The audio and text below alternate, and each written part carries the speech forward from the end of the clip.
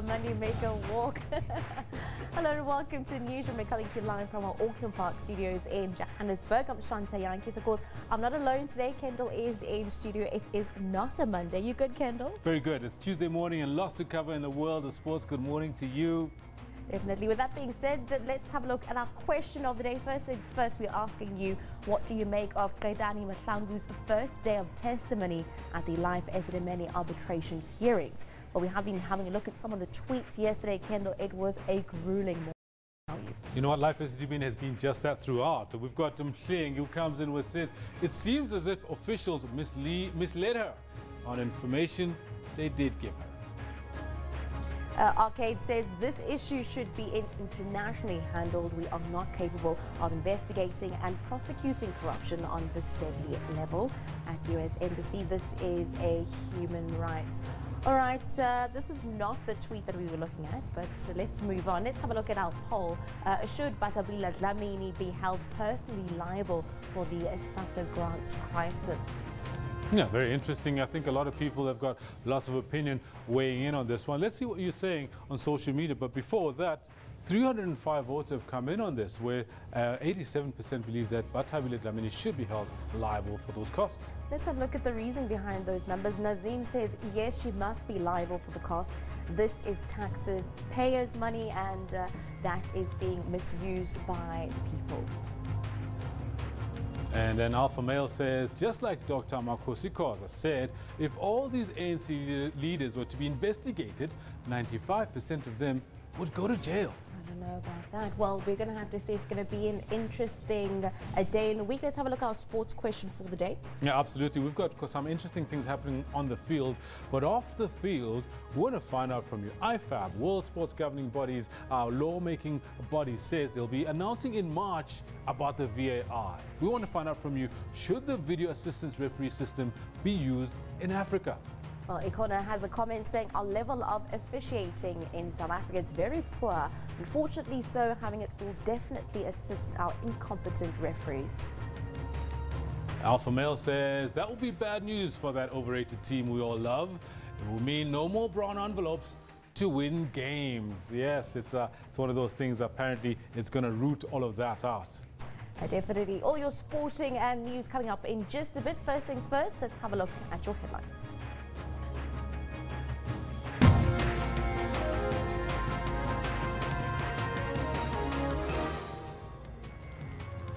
A former Chief Financial Officer, Anuj Singh, is still expected to testify at the inquiry into the dealings of the power utility later today, despite him resigning. Back on the hot seat is the Minister of Social Development before the inquiry investigating her role in last year's SASSA crisis. And Bukhale City residents vow protest today following yesterday's shutdown against drugs, prostitution and crime in the area. And Kendall Makamate is standing by with all our sporting headlines this morning. Kendall, what are we expecting? Yeah, no, very good morning to you. Quite a lot happening in the world of sports. Like I said a little earlier, most of it previews, but some stuff also happening off the field of play. Good morning to you. This is what we've got for you in the sports today. It's just wonderful to see that, that we've got so many, obviously, bowlers in the pipeline pumping as well. The South African cricket team has a clean sweep in its sights when the test rivalry against India resumes with the third and final test at the Wanderers on Wednesday. And the Blitzbokker look to defend their Australian Sevens title when they take to the field this weekend in the third leg of the 2017-2018 season. Looking at it as all the other tournaments, this is almost that first tournament. It's like no excuses tournament. Whatever time you get in and whatever time you have in this tournament to prepare, there's no excuses. We go out, we are professional. Soccer's lawmaking body, IFAB, declares that a final decision on the implementation of the video assistant refereeing system will be made in March. All this in more detail I've got for you later on. Do stay with Shantae. She's got the news. Thank you very much, Kendall. Having a look at our top story at 9 o'clock, Eskom says that former Chief Financial Officer Anuj Singh is still expected to appear before the parliamentary inquiry today following his resignation last night. Eskom spokesperson Weah says the Utilities Board has welcomed Singh's resignation. Singh was suspended from the power utility in September last year. after being placed on special leave in July over allegations that he was involved in irregularly awarding contracts to Gupta-linked businesses. Meanwhile, Eskom now says it will ask local banks to reopen lending facilities that were suspended last year. This comes as the power utility seeks to drag itself out of a crisis that poses a risk to the country's financial stability. National Treasury says it will support Eskom's bid to persuade banks to lend the utility 20 billion rands. Last week, the Johannesburg Stock Exchange gave Eskom until the end of the month to submit its interim results, or it would suspend trading of the power utility's debt. Analysts say Deputy President Cyril Ramaphosa's delegation to the World Economic Forum in Davos is taking a very positive message in terms of government's reforms at state-owned entities. Well, the General Secretary of the South African Federation of Trade Unions, Zwelinzima Vavi, has slammed outgoing Free State Premier Ace Magashule over his alleged involvement in the Estina dairy project in Freda and his son's links to the Guptas. The NPA's assets forfeiture unit has been granted a High Court order against the alleged looting of the Estina dairy project. Magashule says yesterday that investigations into the controversy surrounding the farm must be left to the NPA and other law enforcement agencies. We reject them with the contempt that they deserve. We can go and tell fools who wants to believe that nonsense, that he didn't know, even though his son is working for the Guptas, even though he was the presiding premier, and even though these reports should have been tabled in the meetings of the executive of government, when Zwelinzima was accounting, and you can't turn around and say you don't know that up to 90% of the funds have been diverted into private use of people who your son is working for, who are your friends politically, who you attend their weddings and everything. Come on, give us a break. Well, the ANC top six is dealing with the issue of President Jacob Zuma's future. This follows last week's NEC meeting, where the discussion on whether to recall the president was raised.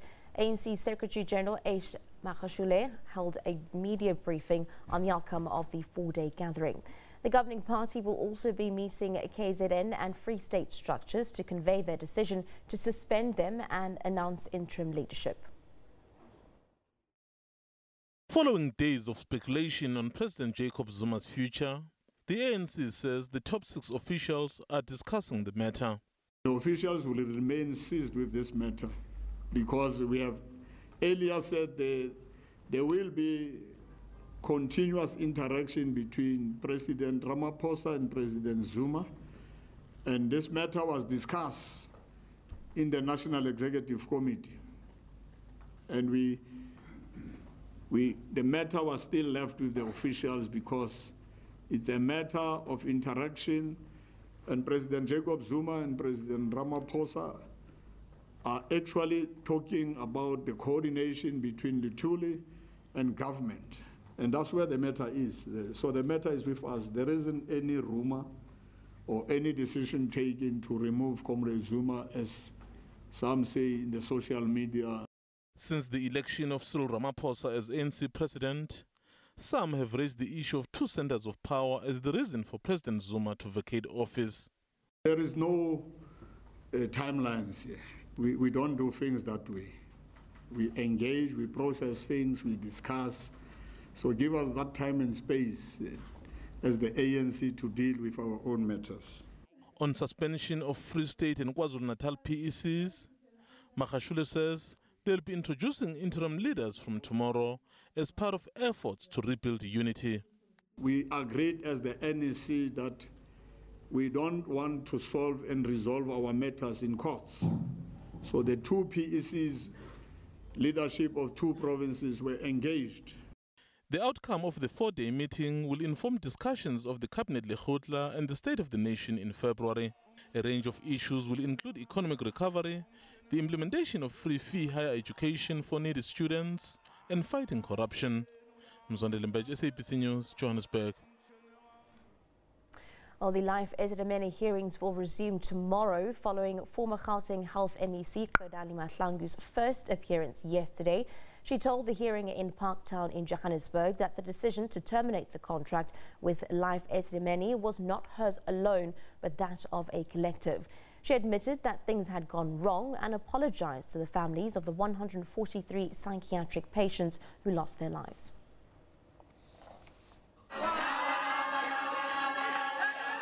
A day of reckoning for Ketani Mahlangu amid heightened tensions. Calls for justice in one of the worst tragedies in the country's healthcare system. And then, the former health MEC finally facing those who lost their loved ones.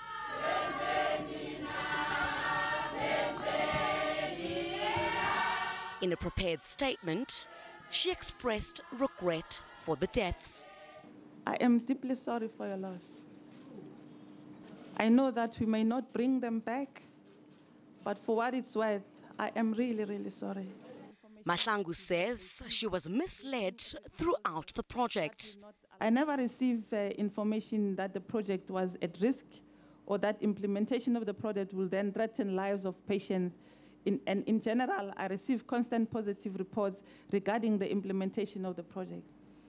And claims she only became aware of 36 deaths in September 2016. By then, 85 patients had died, some of hunger and dehydration. How do 143 people die and you don't know of it? You don't know the circumstances under which they were living. And they are your patients, government patients. During the time, I was totally unaware of the patients that were dying at various NGOs. The Health Ombudsman's report found it was the former MEC's decision and that it was irrational and negligent. But Mahlangu has dismissed this. Mahlangu's testimony so far has been met with heckling by family members. She's also accused of being evasive. And now the big question is, will she take responsibility as she continues being grilled? Criselda Lewis, SABC News in Parktown, Johannesburg. And indeed, that is our question of the day. What do you make of former Health Gauteng MEC Godani Mahlangu's first day of testimony yesterday? Continue to send us your comments on at SABC Newsroom. Let's have a look at some of them that have already come through. This one coming in from Lechasa. Of course, Godani Mahlangu indicates that she is a liar and heartless. She doesn't act like a mother. This one coming in from Look, saying such a shame, short and sweet there. And the last tweet for now, heating and interesting. She needs to come out with more truth though. Well, we're just going to have to wait and see. She is set to take the stand once again tomorrow. Moving on, the Social Development Minister Batabile Dlamini returns to the hot seat this morning as an inquiry to investigate her role in last year's social grants crisis. Well, yesterday, Dlamini said the lack of capacity was behind SASSA's failure to meet its payment deadline to social grant beneficiaries last April. The minister is being cross-examined by the Black Sash Trust.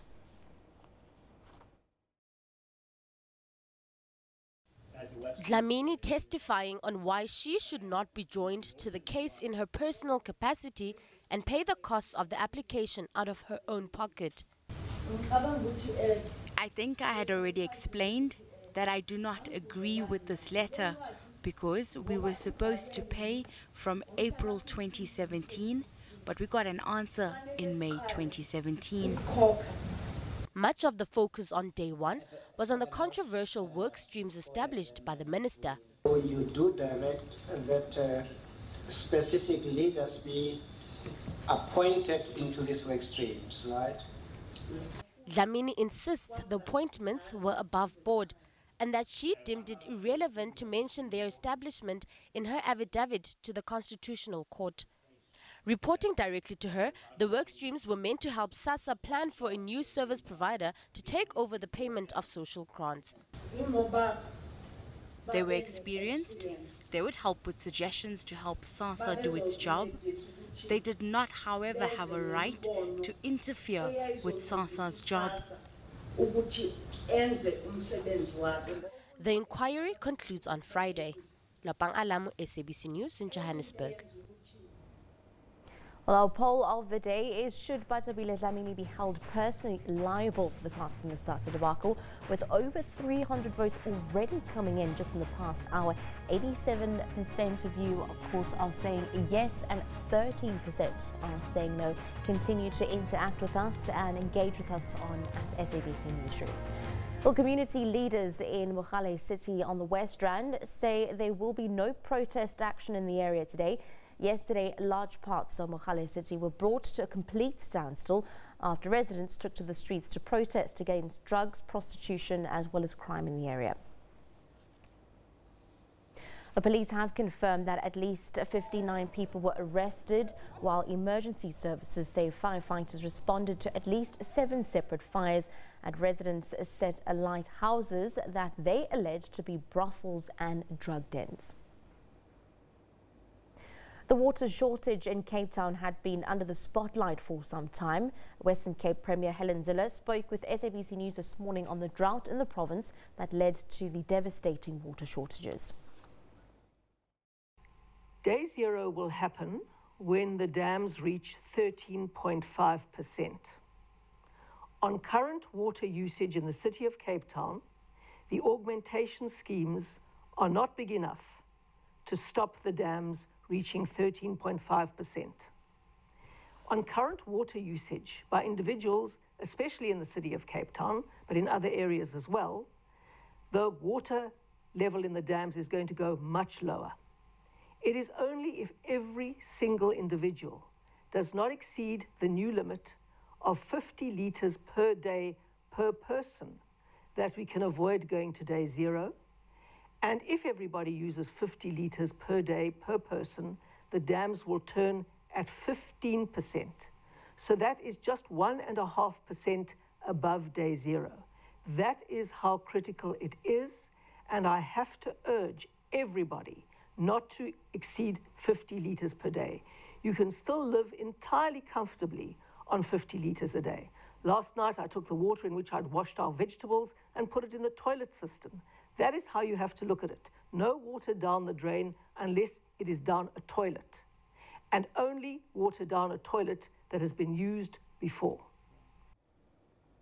Representatives from 55 African states have begun drafting agenda items for consideration during the upcoming African Union Summit.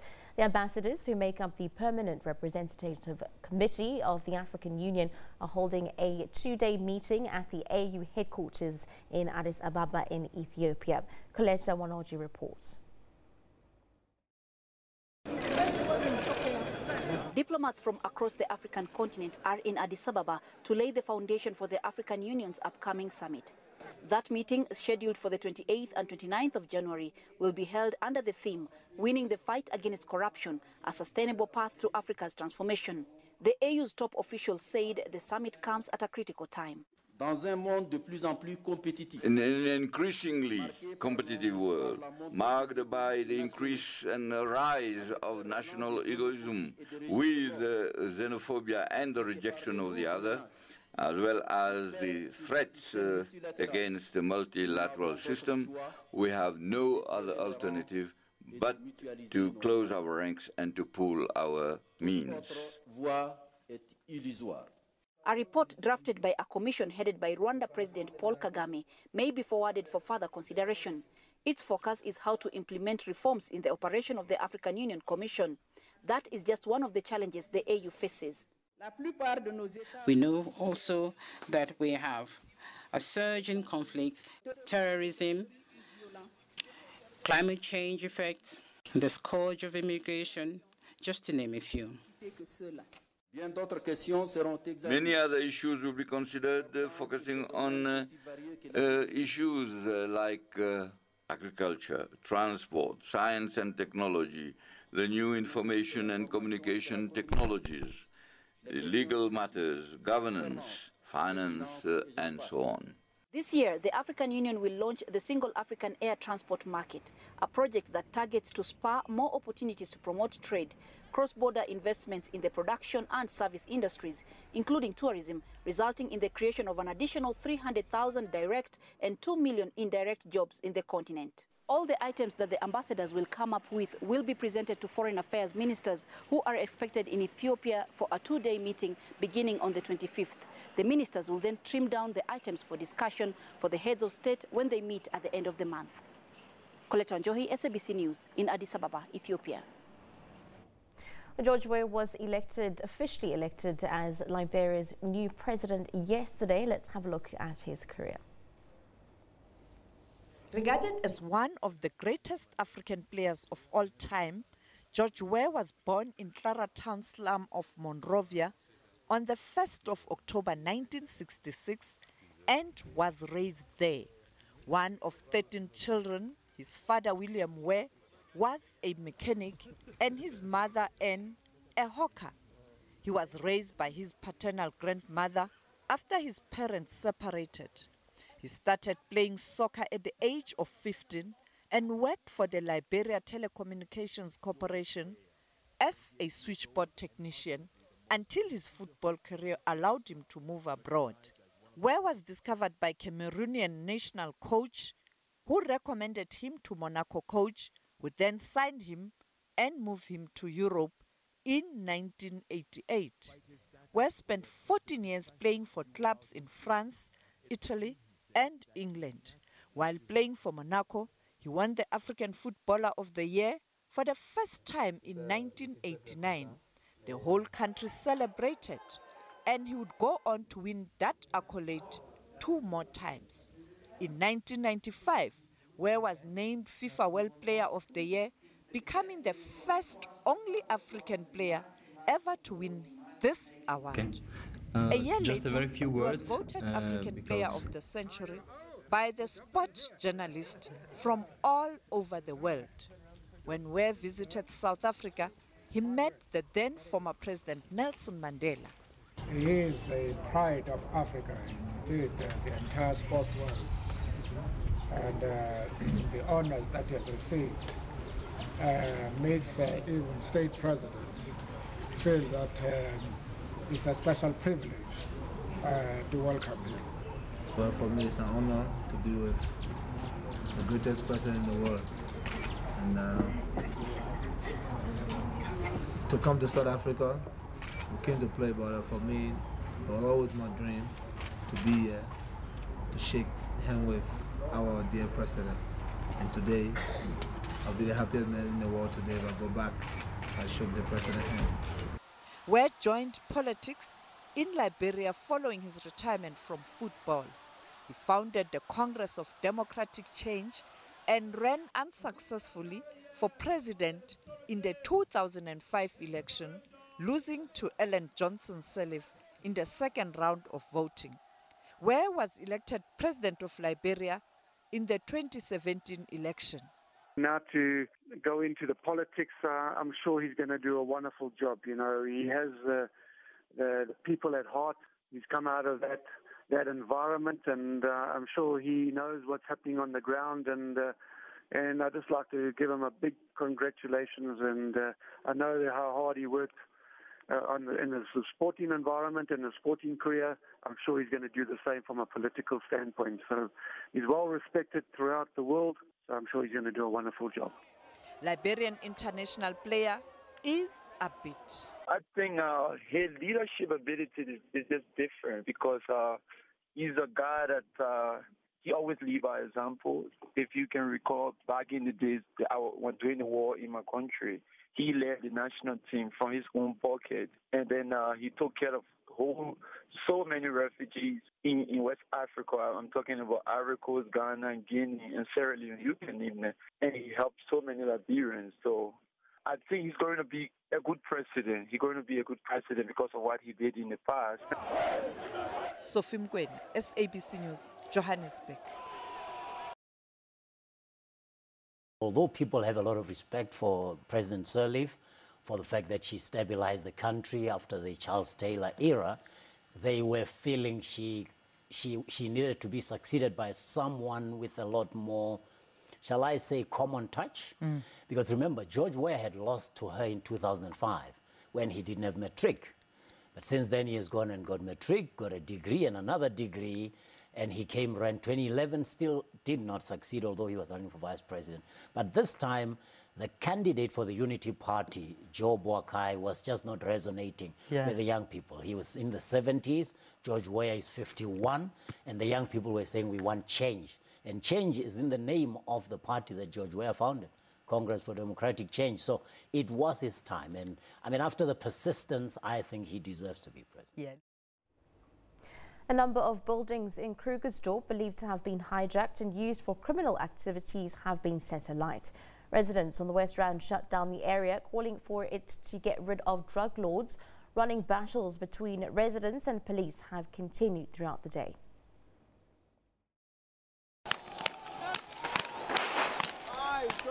Standing their ground, these residents from various townships around Krugersdorp have taken to the streets, barricading roads and demanding to be heard. They are taking our sisters, they are raping them, so we are tired. Tensions have been brewing in this area as drug dealing and crime has become a frequent occurrence. But the line in the sand was drawn after an abduction last week. A young woman from Kagiso was allegedly abducted by some people.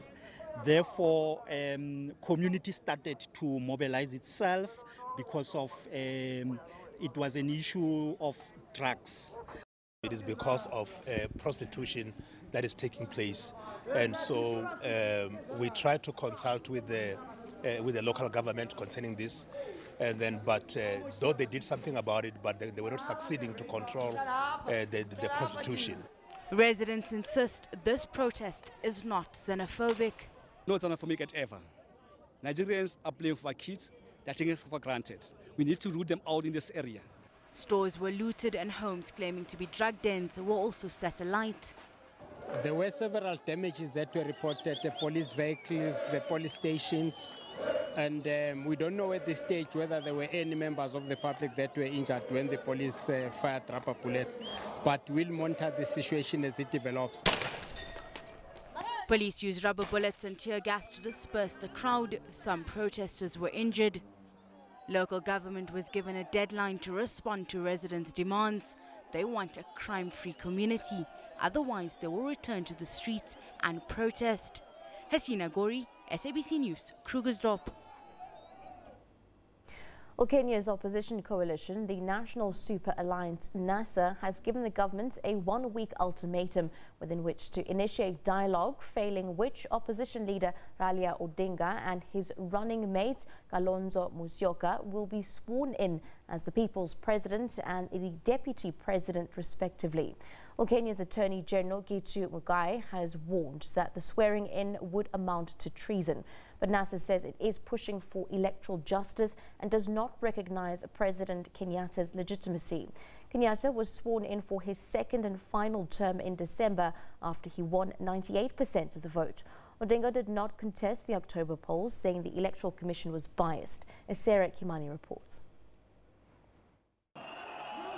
3 months since Kenya went to the polls and close to 2 months since President Uhuru Kenyatta began his second and final term, the opposition is digging in its heels, demanding what it terms as electoral justice. If we don't hold dialogue between now and the 30th, we shall hold dialogue thereafter, but under very difficult, different situation. The cry for justice, the cry for Kenyan electoral justice cannot be wished away. Raila Amolo Odinga. That push has drawn in external actors, including the US and the European Union, all of whom are calling on Kenyatta and the opposition to enter into dialogue. Kenyatta, who is expected to name his final list of cabinet later this week, says he will not negotiate with the opposition. I too listened carefully to my competitors, and in the spirit of inclusivity, I will endeavor to incorporate some of their ideas. Odinga says he's ready to take the oath of office as the people's president, insisting Kenyatta robbed him of his victory in August. You cannot just sit and say all is well, that a president has been sworn in, and now we should move on. Kenyans have refused to accept and move on. NASA wants to discuss electoral reforms, judicial independence, police reforms, as well as the restructuring of the national executive to make it more inclusive. Sarah Kimani, SABC News, Kenya. Well, staying with African news, police in the Democratic Republic of Congo have used tear gas to disperse protesters demanding that President Joseph Kabila step down. 6 people are said to have been killed and a number of others wounded. Demonstrations have been banned by authorities and have taken place in several of the country's major cities. Police in the Democratic Republic of Congo are holding 10 prison over 200 protesters who defied a protest ban over the weekend to demand President Joseph Kabila to step down. With firearms, they fired at least 5 bullets. My older sister was among the 5 shot at. She lost a lot of blood. We were there too, but there was nothing we could do. The Congolese people are really determined. We are fed up.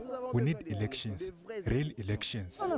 The church had called for rallies around the country despite a government ban on all demonstrations since September 2016 when anti-Kabila protests turned violent. I'm going to march for my country. Kabila needs to be removed from this country. Kabila no longer wants to respect the law. Kabila no longer even wants to respect the agreement. Kabila no longer wants to respect the constitution.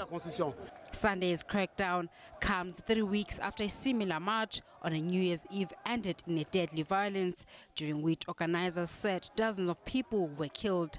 Kabila has been in power since 2009 at the helm of a regime widely criticized for corruption, repression and incompetence. His constitutional term in office expired in December 2016, but he stayed on, stoking a bloody spiral of violence.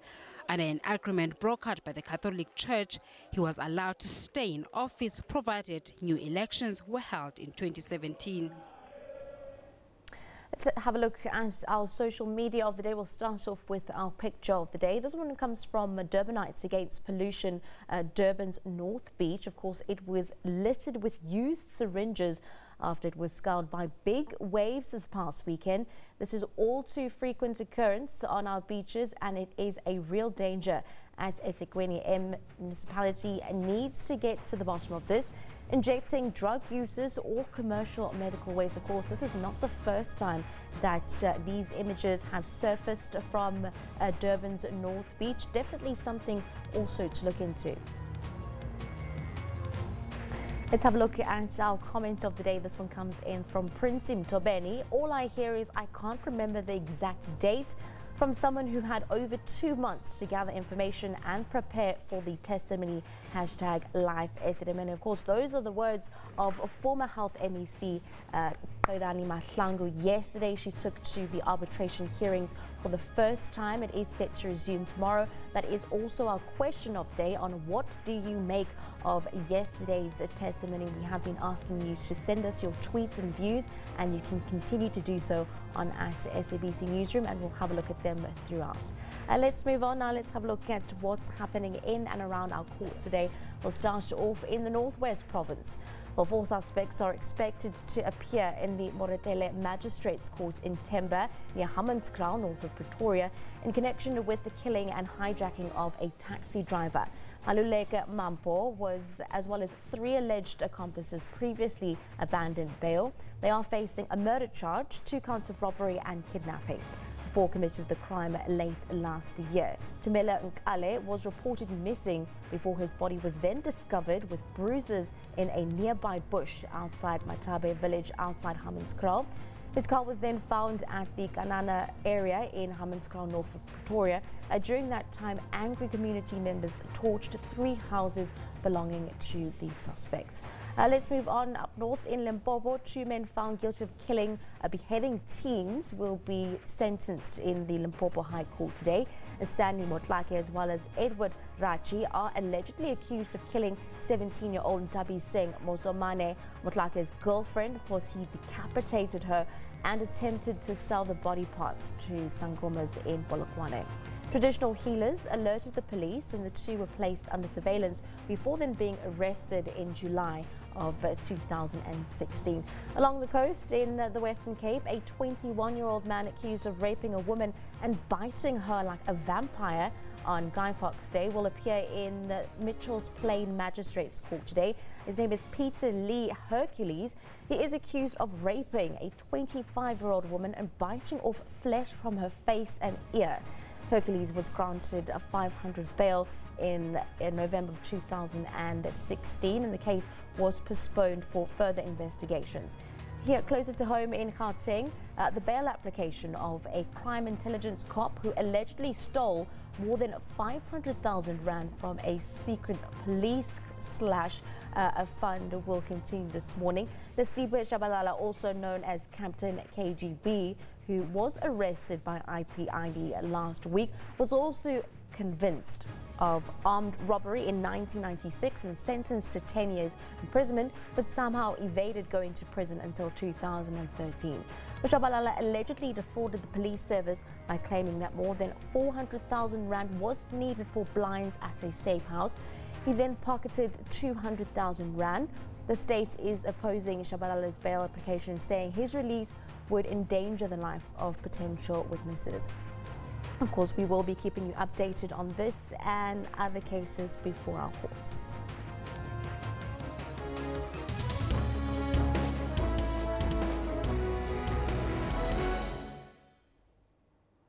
Just news coming in. Legendary musician Hugh Masekela has passed away.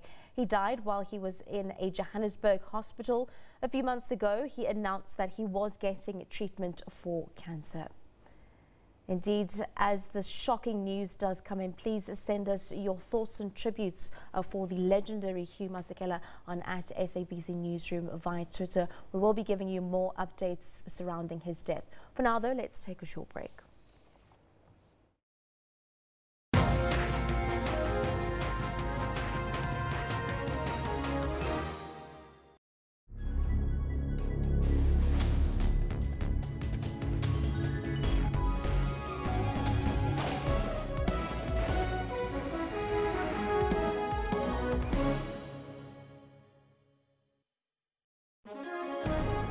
Rights and recourse tackles constitutional issues. When South Africa became a constitutional democracy, we had a fairly sound legal system in place requiring the Constitution to guide the direction in which it must go and the way in which it must be refashioned. The Justice Ministry, the custodian of human rights. We actually have a plan to come up with a comprehensive review of our human rights instrument. Advocates dealing with evidence. Sometimes you have to use a crook to catch a crook. So we expected that credibility would really be taken to task. You try and consult your witnesses and prepare them as best as you can. #Rights with Dumila Mates on legal issues every Sunday at 2 o'clock Central African Time.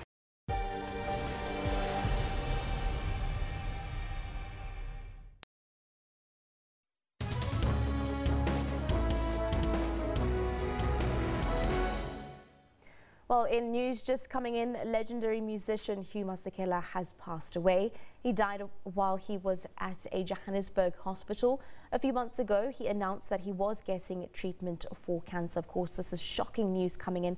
Please send us your tributes and views on @SABC Newsroom. More details surrounding his death will come through as soon as they have been confirmed.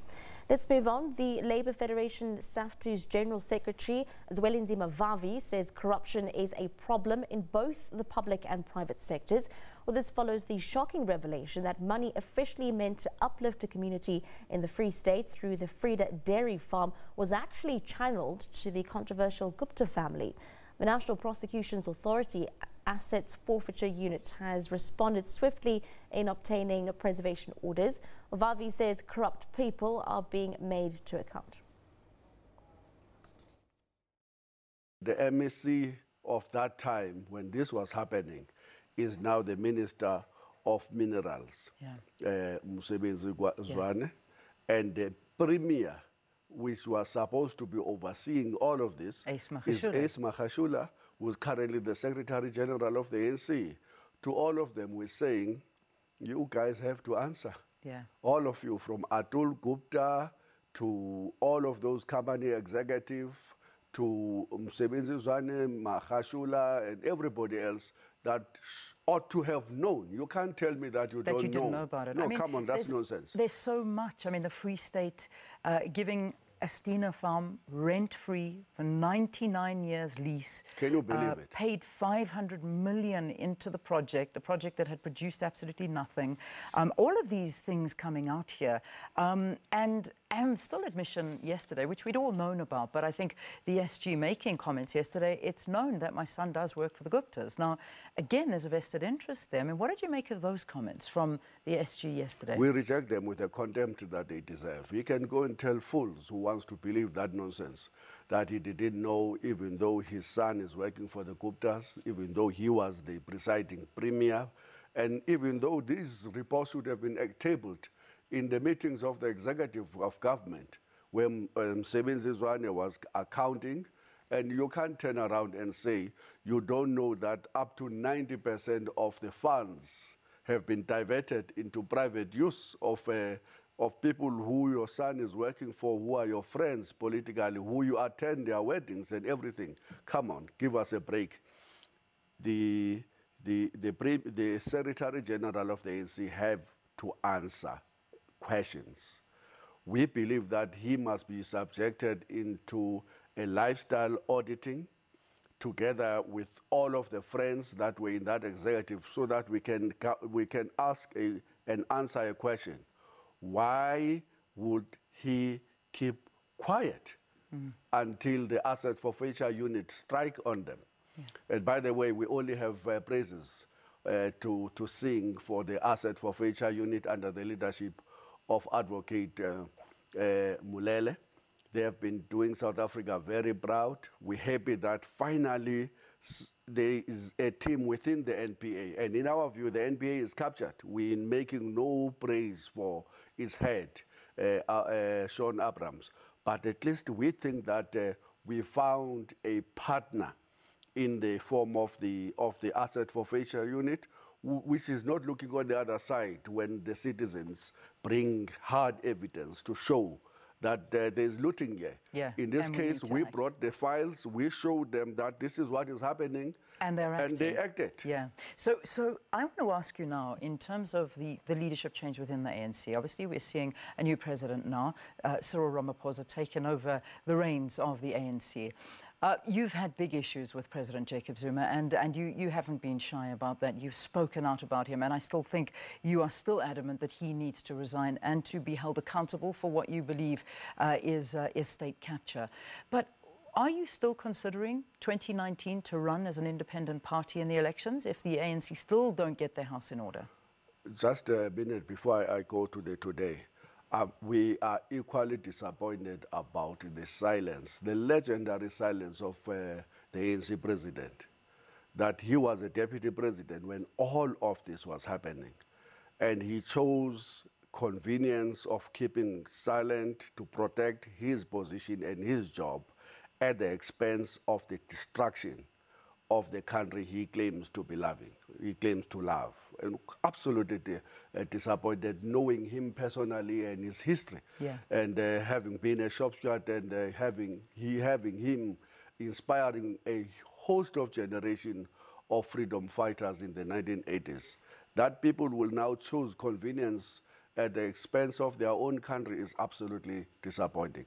But let's acknowledge there is a change of political environment. There's no doubt about it. And I suspect that the honest officials in the NPA, Hawks, police, will now feel emboldened, that they will now begin to act. He has made a call which is absolutely important. We want to repeat that call. Any of you in the security, whether it's intelligence or police or NPA or Hawks, who is sitting on the information that can help South Africa to fight against the scourge of corruption that is threatening our future, the future of our children.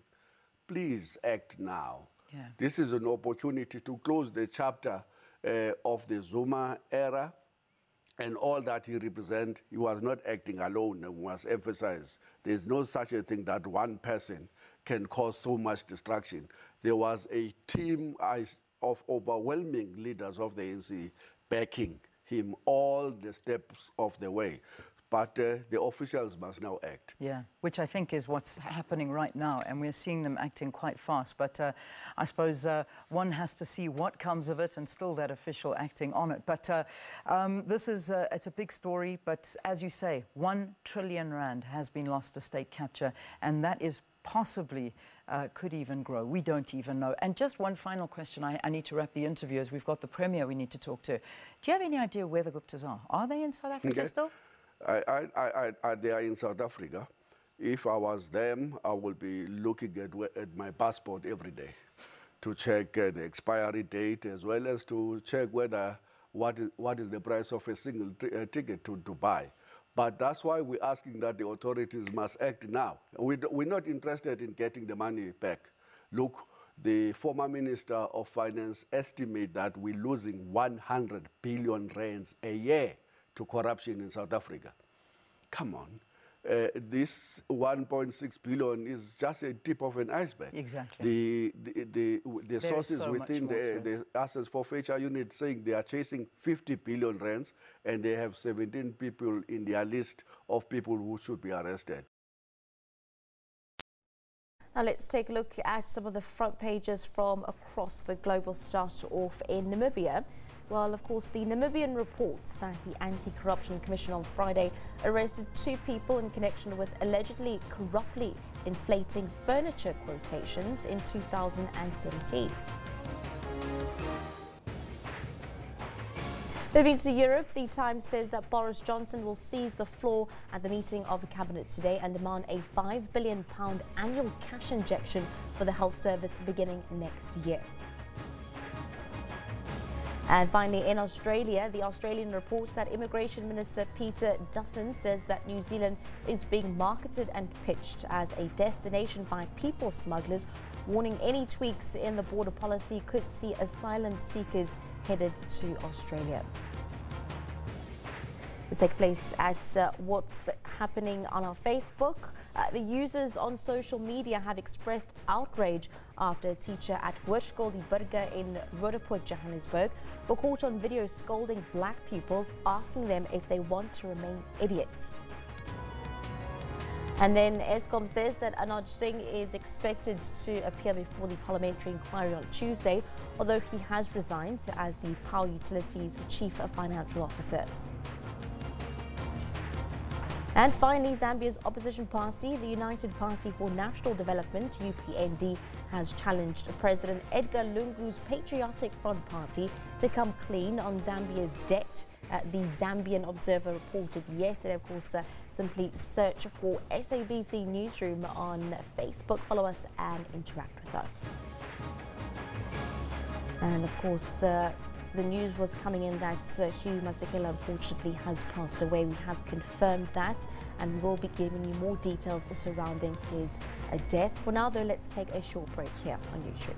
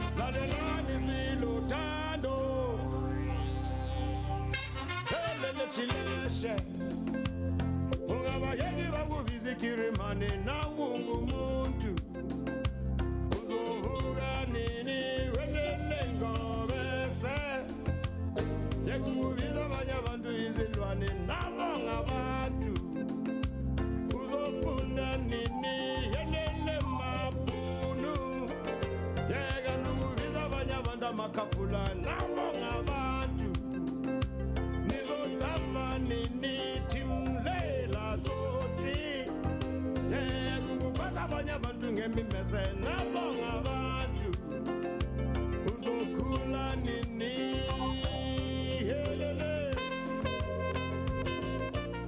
Very sad news coming in of the passing of Hugh Masekela, of course. For now, though, let's take a short break. Before, though, let's have a look at your weather forecast.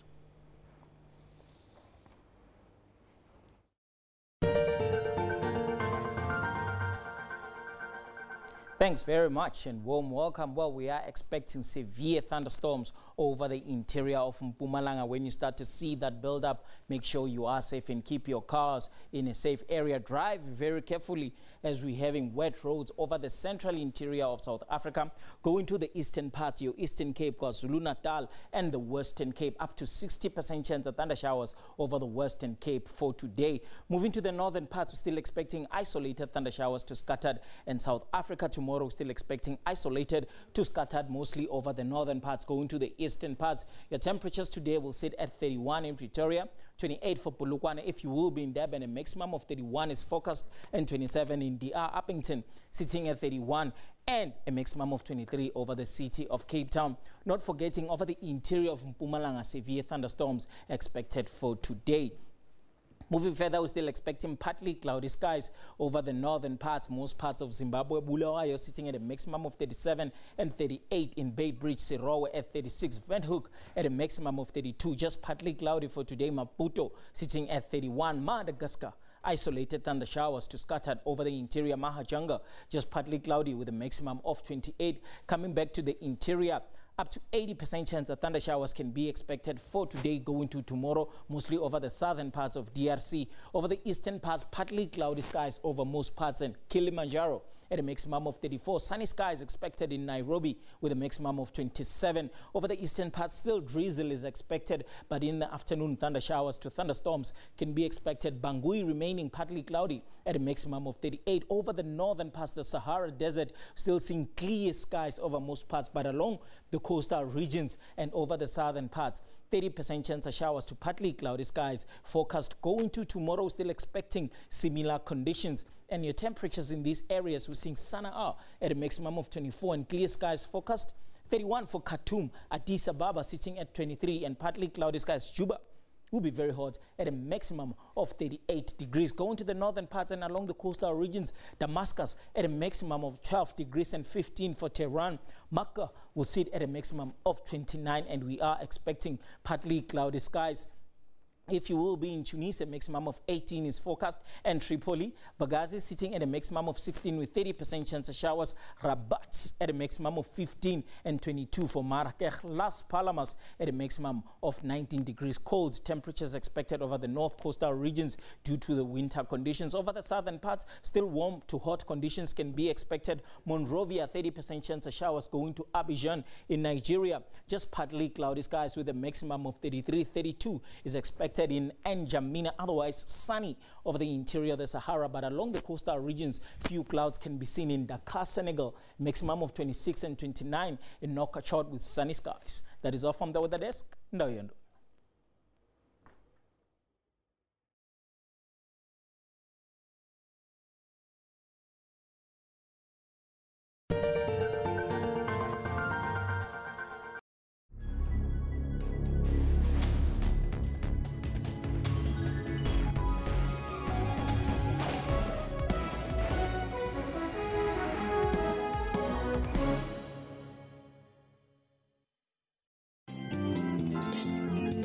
Entrepreneurship and taking charge of your own destiny is a mindset, and it's something that should start at a very young age. I started when I was around about 3 or something, because I have a bunch of paintings in the office. I have a teacher that teaches me and my class how to do business, and she was the one who taught me. Being an entrepreneur makes you money-wise. Before everyone spent their money, I would sell the little things I painted, and I'd sell my drawings and stuff like that. In business, it is important to keep record of all your transactions. I have a passion and I love making anything, so I chose to make Play-Doh and I'm passionate about it. Catch Bupilong every Friday at 17:30. Violence against women, it also talks to such behavior where teachers, instead of educating kids and give them dignity, they strip them of their dignity. The First Lady. The First Lady, her action, it's just unacceptable. I must say that it cannot be condoned. If I had it my way, I would say we had to act and make sure that he goes to jail. This scourge is not ceasing. The angry people, the intolerant, it's so huge. So then the scourge finds itself within that particular environment. You cannot say that it's a standalone. It's influenced by social ills, economic challenges. Join me in Port Said live every Monday to Thursday at 17:30.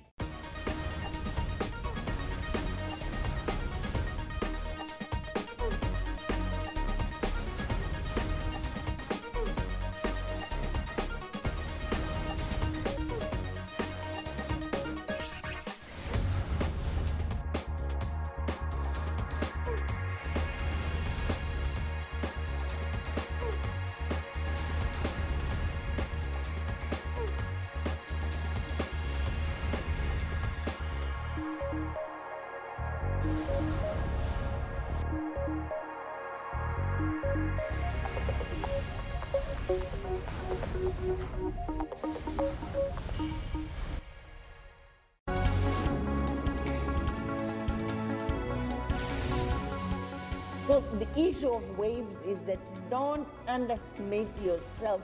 You are exactly the cornerstone of the solutions we are looking for. To go and intervene and make sure that people respect the Constitution. Now, if drug dealers are paying political leaders, then you will never get rid of that problem.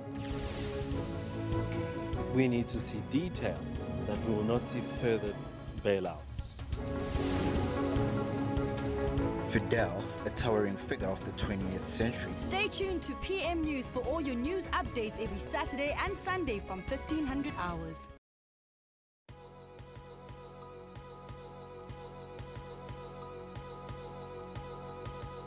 We're shooting a campaign. We're telling genuine stories from real people that have been affected by the SABC. It's also interesting to get the backstory in terms of their dreams to be on screen and eventually getting the pleasure to do that. And understanding that they're communicating on a platform that speaks to millions of people. It speaks to how the SABC can fulfill its mandate. The SABC represents the opportunity for so many young South Africans, for old South Africans, to be able to look at the world that they may not experience any other way. People should continue to pay their TV license because it allows the SABC to bring quality programming. The TV license is really part of the lifeblood of the channel and the corporation. When you're listening to your favorite jams, you're listening to your favorite radio DJ, you must know that you made it possible by paying your TV license. It's such a holistic process that goes into TV licenses. It's not only one part where we say South Africans have to pay for TV licenses. You pay a TV license because you get so much value out of it, and that's the content that you get every single day on the SABC platforms.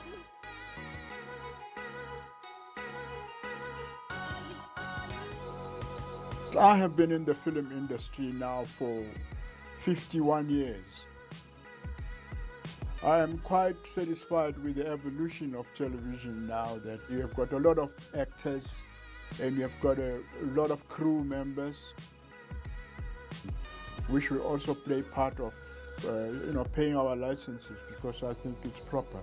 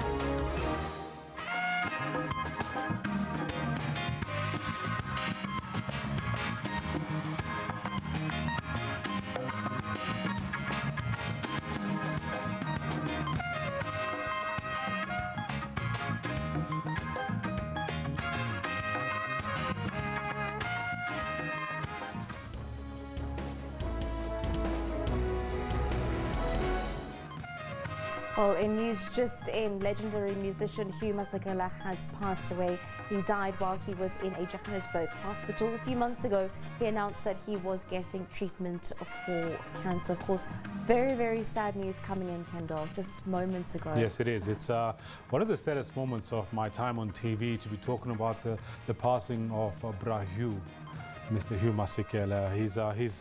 He's well loved by so many people who enjoy music, so many people who enjoy humanity, because that's what Hugh represented. Definitely, and if you want to send any of your tributes or thoughts, you can do so on @SABC Newsroom on Twitter. We'll have a look at that. However, if you have just tuned in, a very good welcome to you. Welcome to Newsroom. We're coming to you from our Auckland Park studios. I'm Shante Yankees. Of course, I'm joined by Kendall Makamate for sports. Yes, I must say, though, to be honest, I'm not that happy to be here right now. I'm in mourning for the passing of Hugh, but the show must go on. And we've got a sporting question for you. And we wanted to find out some things from you with regards to IFAB. But first up, let's talk a little bit about Life Esidimeni, you know? Definitely. Question of the day, we're asking you, what do you make of Pradani Matlangu's first day of testimony at the Life Esidimeni arbitration hearings? Continue to send us your views on @SABC Newsroom. We're also running a poll this morning, and we're asking, should Batabi Lamini be held personally liable for the SASSA grants crisis? Yes, now let's see what's being said. You've actually been voting on this poll, and interestingly enough, we've got a fairly large number of votes, 426 votes, and of those votes, 86% are saying yes, Batabi Lamini should be personally liable for those SASSA costs. And our sports question, Kendall. Well, sporting question, which I wanted to jump to ahead of everything else because I just couldn't manage the breaking news that we brought to you right here on a Newsroom. We're talking specifically about the video assistance referee system. Do you reckon it should be introduced in Africa or not? Do we need video assistance in our refereeing in Africa is our question for you in sports. Indeed, continue to send us all your views on @SABC Newsroom. Of course, all your news and sports coming up in just a bit. First, though, have a look at your headlines.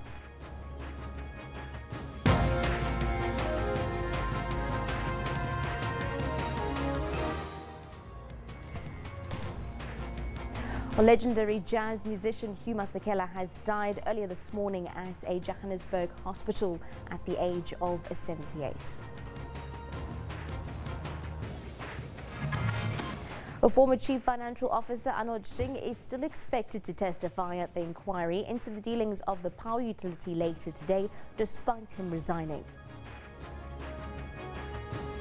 And back on the hot seat is the Minister of Social Development before the inquiry investigating her role in last year's SASSA crisis. And Kendall Makwate is standing by with all your sporting headlines. Kendall, what do you have in store? Thank you very much, Shante. Quite a lot we have in the world of sports. Like I said a little earlier, it's a little bit of preview, a little bit of what's going on in the boardrooms of the sporting world. Good morning to you. This is what we've got for you today.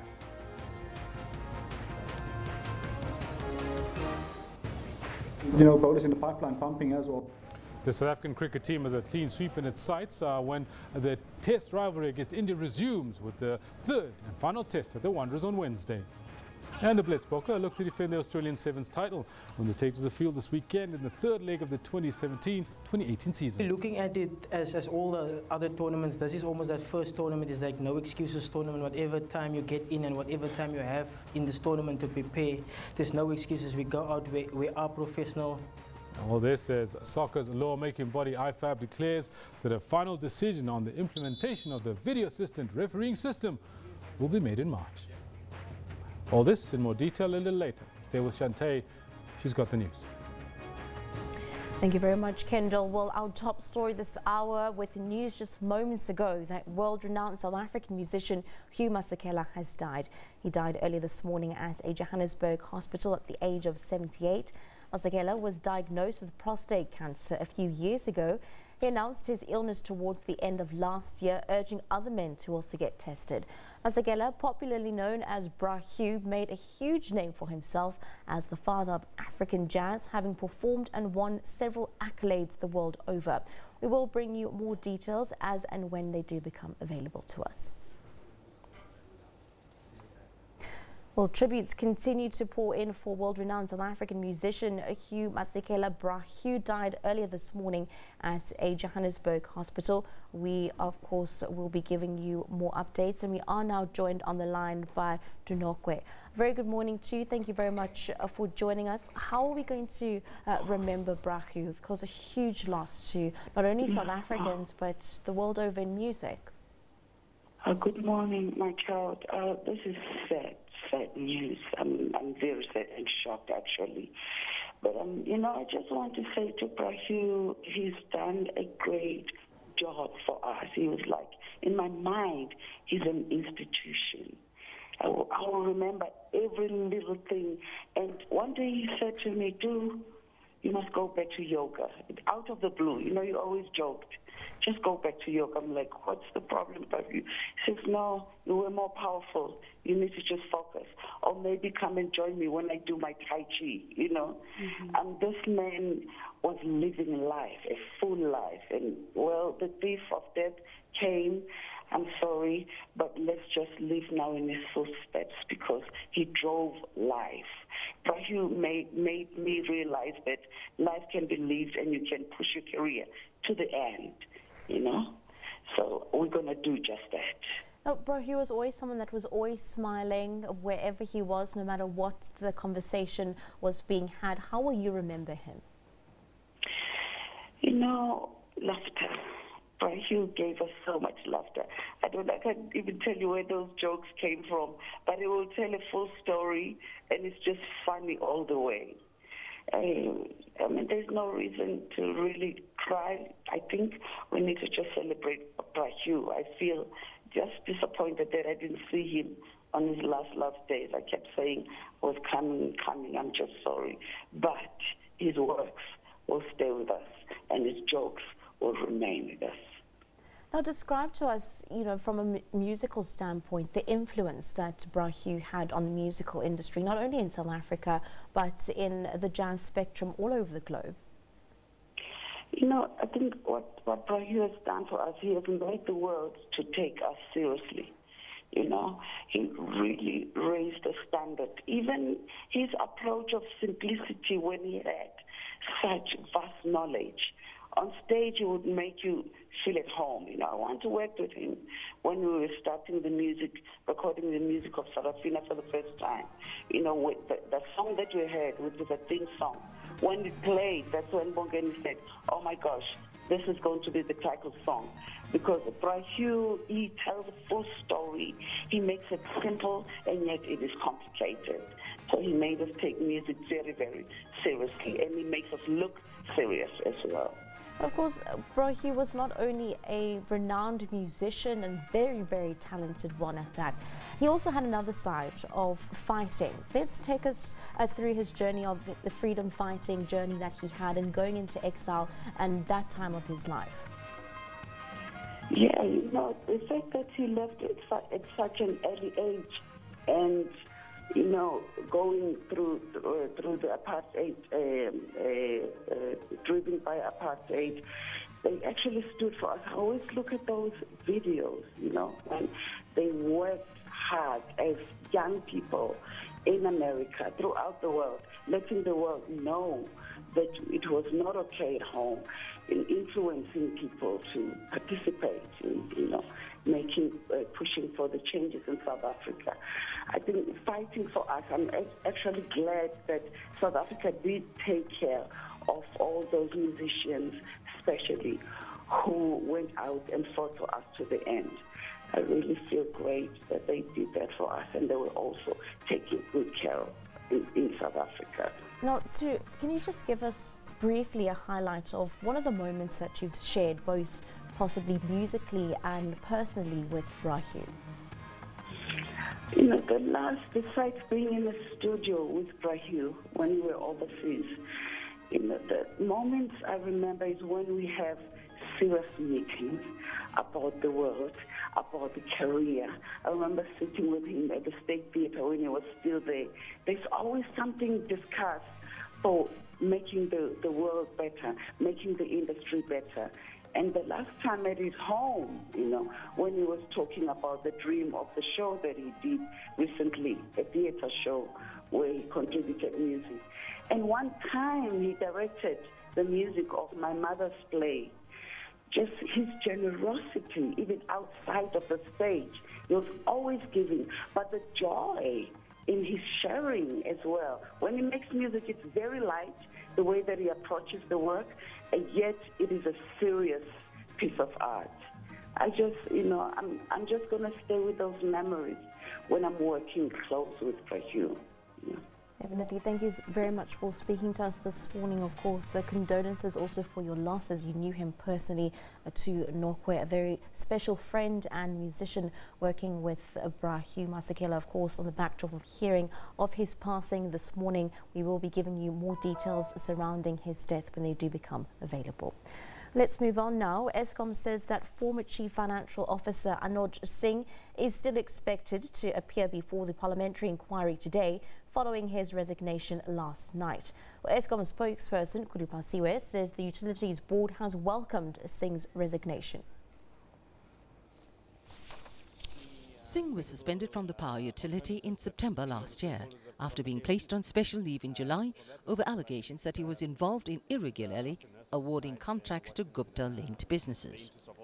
Meanwhile, Eskom now says it will ask local banks to reopen lending facilities that were suspended last year.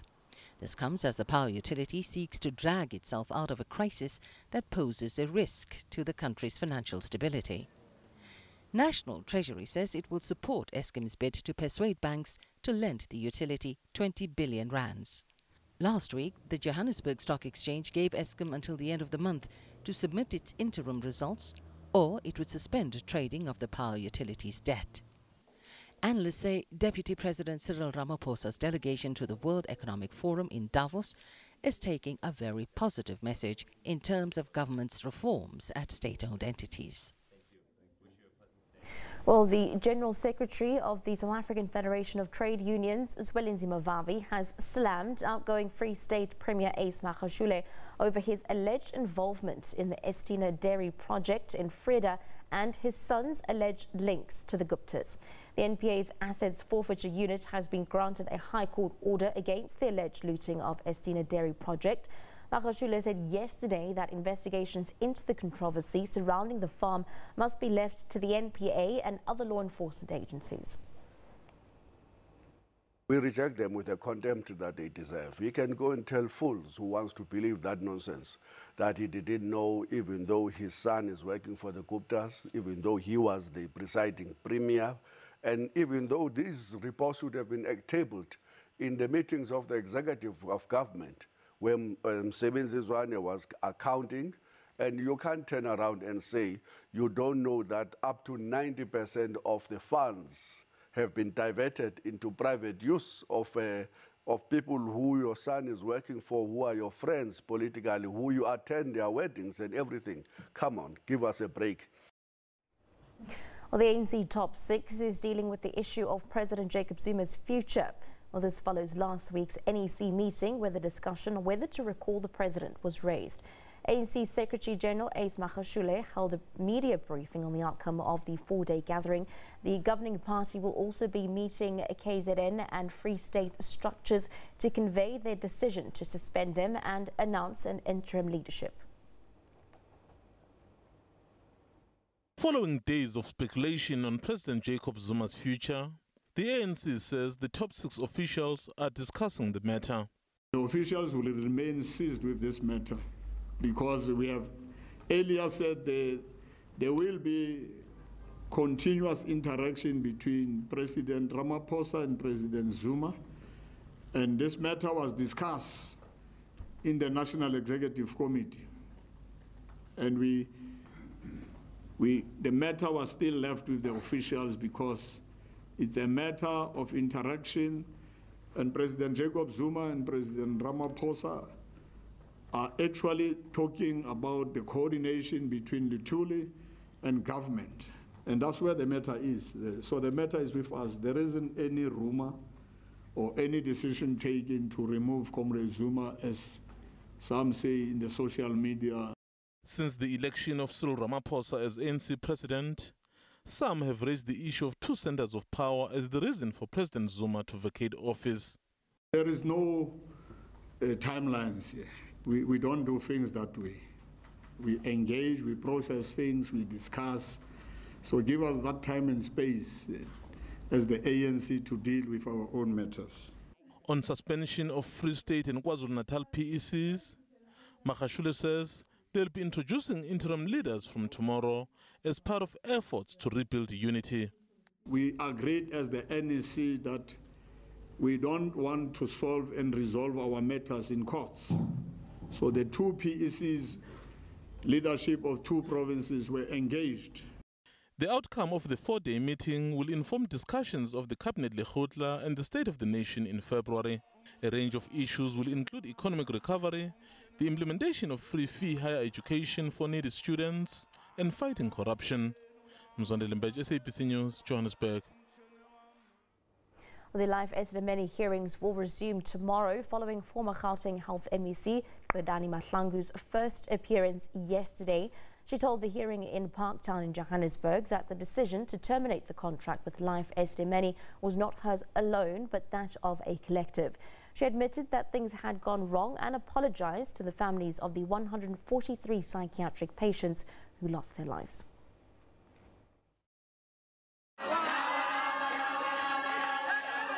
A day of reckoning for Zwelinzima Mahlangu amid heightened tensions. Calls for justice in one of the worst tragedies in the country's healthcare system. And then, the former health MEC finally facing those who lost their loved ones.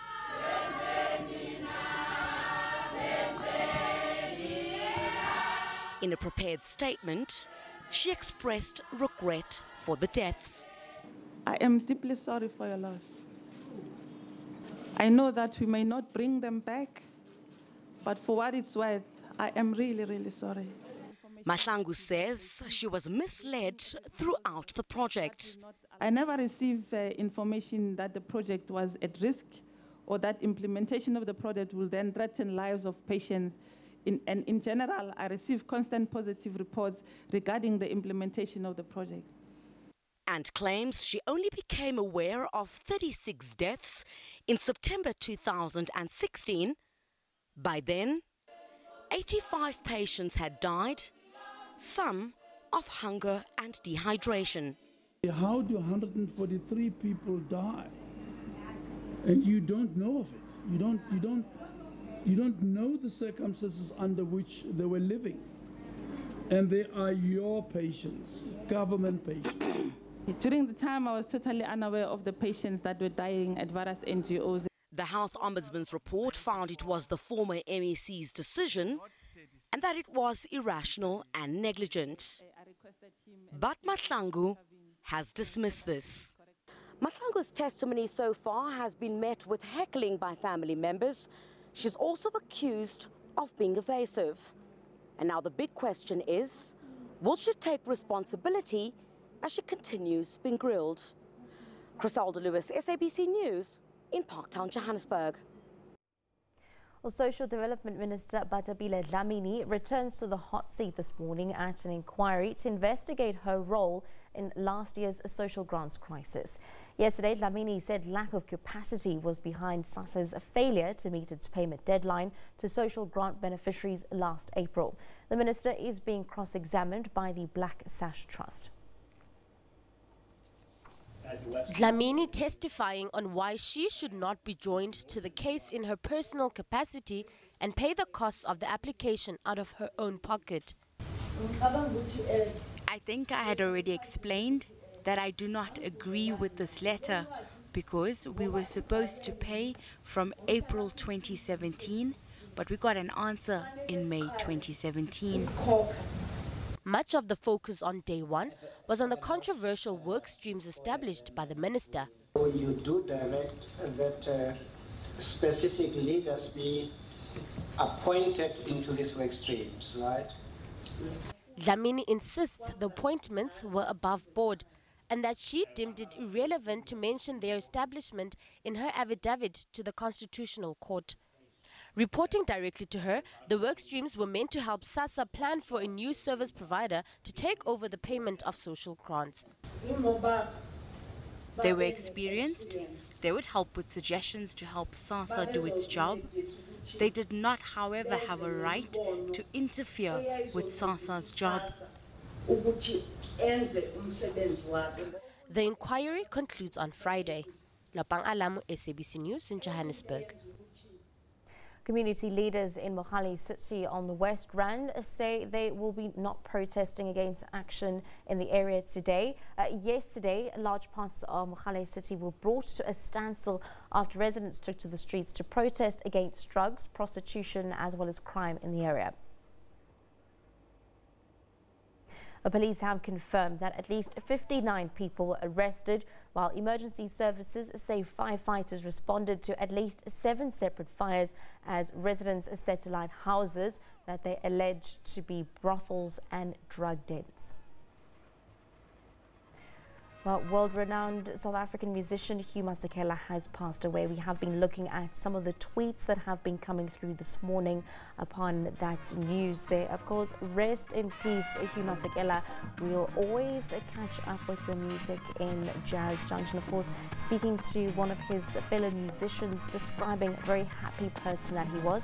The family released a statement saying that it is with profound sorrow that the family of Ramapolo Hugh Masekela announced his passing. Another one coming in, waking up to the news of Hugh Masekela's passing, a man whose music rings as a soundtrack to many of our childhoods, a true musician, an icon and inspiration for many of people on the continent. Very sad indeed. Of course, these are all the tweets that are coming in. Robala Khakotso Ntate Hugh Masekela, thank you for the wonderful melodies. Hashtag RIP Bra Hugh. Another one coming in, may his beautiful soul rest in peace, Bra Hugh Masekela. Of course, I was just reading some tweets at the bottom of the screen there that have been coming through for the passing of Bra Hugh Masekela. I was speaking to one of his musician friends earlier, just describing the man that he was and of course the beautiful music that he will be leaving behind. Let's listen to one of those songs called Stimela.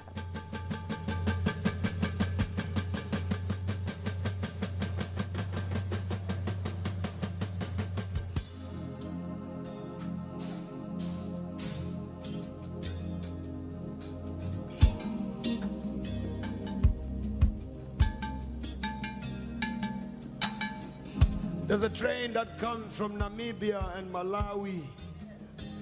There's a train that comes from Zambia and Zimbabwe. There's a train that comes from Angola and Mozambique, from Lesotho, from Botswana, from Swaziland, from all the hinterlands of southern and central Africa. This train carries young and old African men who are conscripted to come and work on contract in the gold and mineral mines of Johannesburg and its surrounding metropoli. 16 hours or more a day for almost no pay. Deep, deep, deep down in the belly of the earth, when they are digging and drilling for that shiny, mighty, evasive stone, or when they dish that mishmash mash food into their iron plates with the iron shovel,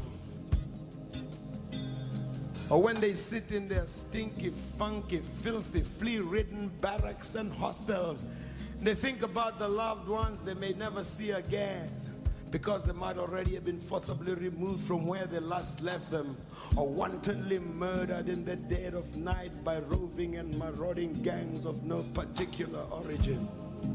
We are told. They think about their lands and their herds that were taken away from them with the gun and the bomb and the tear gas and the Gatling and the cannon.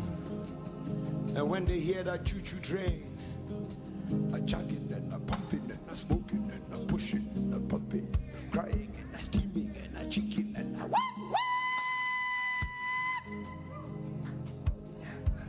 they always cuss and they curse the coal train that brought them to Johannesburg.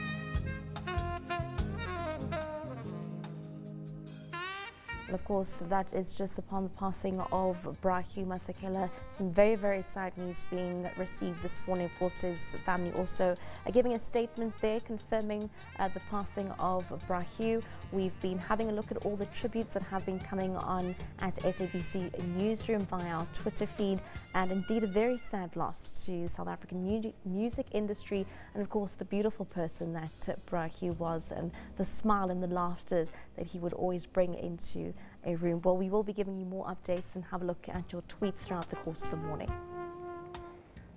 Let's move on now. The Minister of Communications, Mamoloko Kubai, is briefing Parliamentary Portfolio Committee on the implementation of broadcasting digital migration policies and on the appointment of senior executives at the SABC. Let's cross over live to the briefing. Encryption and non-encryption.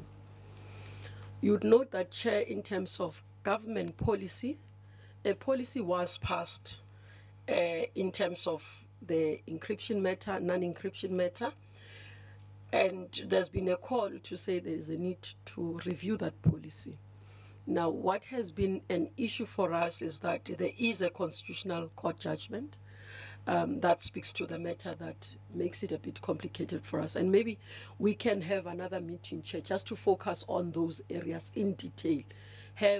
We didn't bring the court judgment, have the court judgment in front of us so that we can be all of us on the same page to say, do we interpret it the same way? Because from what I got as legal opinion was the interpretation to say the court judgment didn't speak only to the process, but also made a pronouncement around government not using public funds to fund commercial interest. And that's what I'm saying. That might need a more detailed discussion so that we can take each other on board, because I might be talking here and honorable members don't have in front of them the court judgment. That's one. But the other issue, Chair, that we want to flag as well, you would note, and I remember this was even when I was still a chairperson of telecoms, there was some investigation around the project itself in terms of the conduct of some officials at USASA, and then there was a investigation in terms of the manufacturers themselves. But again, I need to highlight that Competition Commission has also come in. There have been investigation, collusion in terms of the project, and we are expecting a report quite soon in terms of that. I have received a letter from the Competition Commission that requested us not to proceed with any procurement around that, and therefore there seemed to be some level of need for answers from the people who were involved in the project. So we'll wait for that report. It will guide us as well. But we are not waiting completely, because if you look at the presentation, I just want to highlight what we are worried about is to get the nation on board on the project, one. So we'll announce a start date and an end date of registration. So it can't continue to be an open-ended. But part of the issues that we had to do is to put a project plan in place, and then the acting DG will deal with that. Put the project plan in place, but put a project office. We literally now have an office, a boardroom, we call it a war room for DTT. I meet with the entire team across the value chain.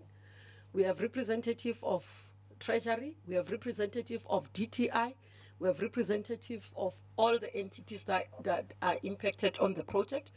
Every Monday, 7 o'clock, we've made that commitment, because we're saying the delay on the project necessitates for us that we can't treat it as normal anymore. So that is part of just saying, let's get this on the ball, let's get running. And so that weekly, the easy report, we tick, there's this task that needs to be done this week. Once it's done, we come back on Monday, say tick. This is what we've done. So we think we are now ready in terms of our work. Chair, out of the rollout in the SK area, there are lessons that we have learned. Lessons learned is that we anticipated 23,000 households to be registered. We ended up with 26. This is because the policy says you are migrating TV-owning households. Now, when communities hear that there's this project that the government is involved in, those 3,000 households which did not have a TV went and purchased a TV either in a pawn shop and all that. Now you ended up with an obligation to cover them as well. So what we have done in the process of review, which you'll see, I want to speak to this because you might see the numbers changing. I don't want people to think that maybe we are not understanding what we do. So out of that experience, we went back to Stats SA to say, then give us the figures in terms of how many households do we have in the country, one, how many households are earning 3,200 and below in the country. Then we were given a figure overall, and then we said out of that as well, how many households are TV owning. Now, if you look at that, households that are TV owning that are earning 3,200 and below are almost 5 million. That but you are to include those who do not own a TV, then you come to 7 million households. So that's the real figures that we're looking at. We had to go and ask for a legal opinion. Are we obligated as the department to also cover this 2 million that doesn't have TV households? The legal opinion says yes, we are obligated, because some of the areas, not that people don't want to have TV, they have not had a TV because there's not been a signal in the area. Therefore, they did not bother to have a TV. So with this migration, if you have a set-top box and you are in that area, you receive signal. So those people, we assume they will have an interest in having TV. Therefore, it will put an obligation on us. So that figure has changed. So that's why I'm upfront explaining it, Chair, so that colleagues can understand where there will be changes. And fortunately, that's why I'm saying the last presentation that was done in Parliament for both the committees, I'm pulling from that in looking at the issues. I think I will allow Chair, the acting DG, together with the project manager, to take us through the project, the presentation. I think they will share. I'm not so sure. They will share amongst themselves in terms of who takes that, and then we can respond to the questions. Thanks. Maybe let me say up front, we've got Mr. TT as the acting DG of the department, chairperson. We are cognizance of the concerns of the committee around the appointment process. We are really trying to rush getting that, but there are some challenges that we're having. Mr. Tabiso TT, THITI.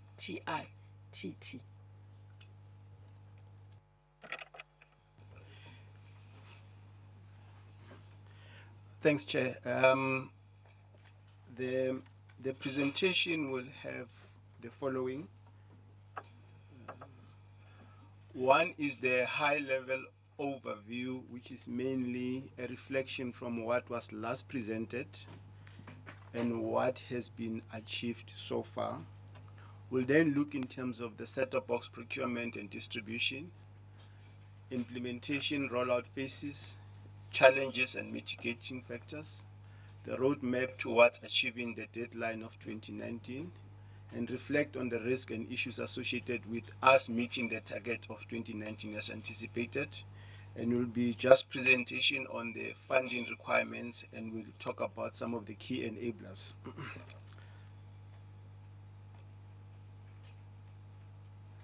Honorable Chair, on the issue of the transmission network, which was supposed to have been presented in the previous time, is that the assessment that we made was that from the 87.3% of South Africans will be able to receive DTT, and the balance of 12.7 will be covered through DTH. And in terms of the digital broadcast content, there are all 3 channels of SABC and the news who are live on the DTT, and we have also additional channels from ETV, and furthermore there are 18 radio stations that will be able to be accessed through the completion of the process. In the previous engagement, the issue was around the compliance with the National Bureau of Standards. From the manufacturer side, it was ensured and double-checked that they all complied with the published standards. and therefore we were in a position to roll out the subsidized set-top boxes distribution in some of the areas. Key issues to consider is that there's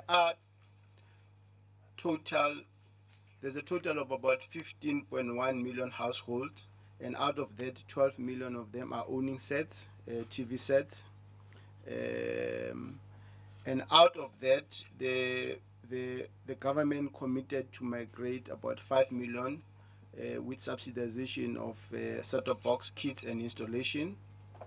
And we then discovered that there's an additional 2.5 million households owing TV sets that do not qualify and were not included in the previous statistical presentations. And in addition to that, which Minister reflected on, is that there is an additional of 3 million households who do not own TV sets who needs to be considered for the migration. In terms of the budget, 2.5 that was allocated, 2.45 billion that was allocated, only 1.5 million set-top box kits and installation and all through the value chain could be afforded. USASA has ordered the 1.5 between 2014 and 2015. And to date, 720,000 kits have been delivered and they are warehoused at SAPO. And out of that, there are about 475 that are outstanding and the rest have been rolled out. And so far, we have covered almost 563,677 registration. The number might appear to be insignificant, but this is because of the following reasons. The first phase was to cover the SK area. The second one was to cover the borderline area. And now we're moving into national rollout after we have covered those, because those are the key issues that were very critical at the time. In terms of the SK area, we've managed to cover 23,161 installation. And in that particular area, in the SK area, the analog broadcast have been switched off.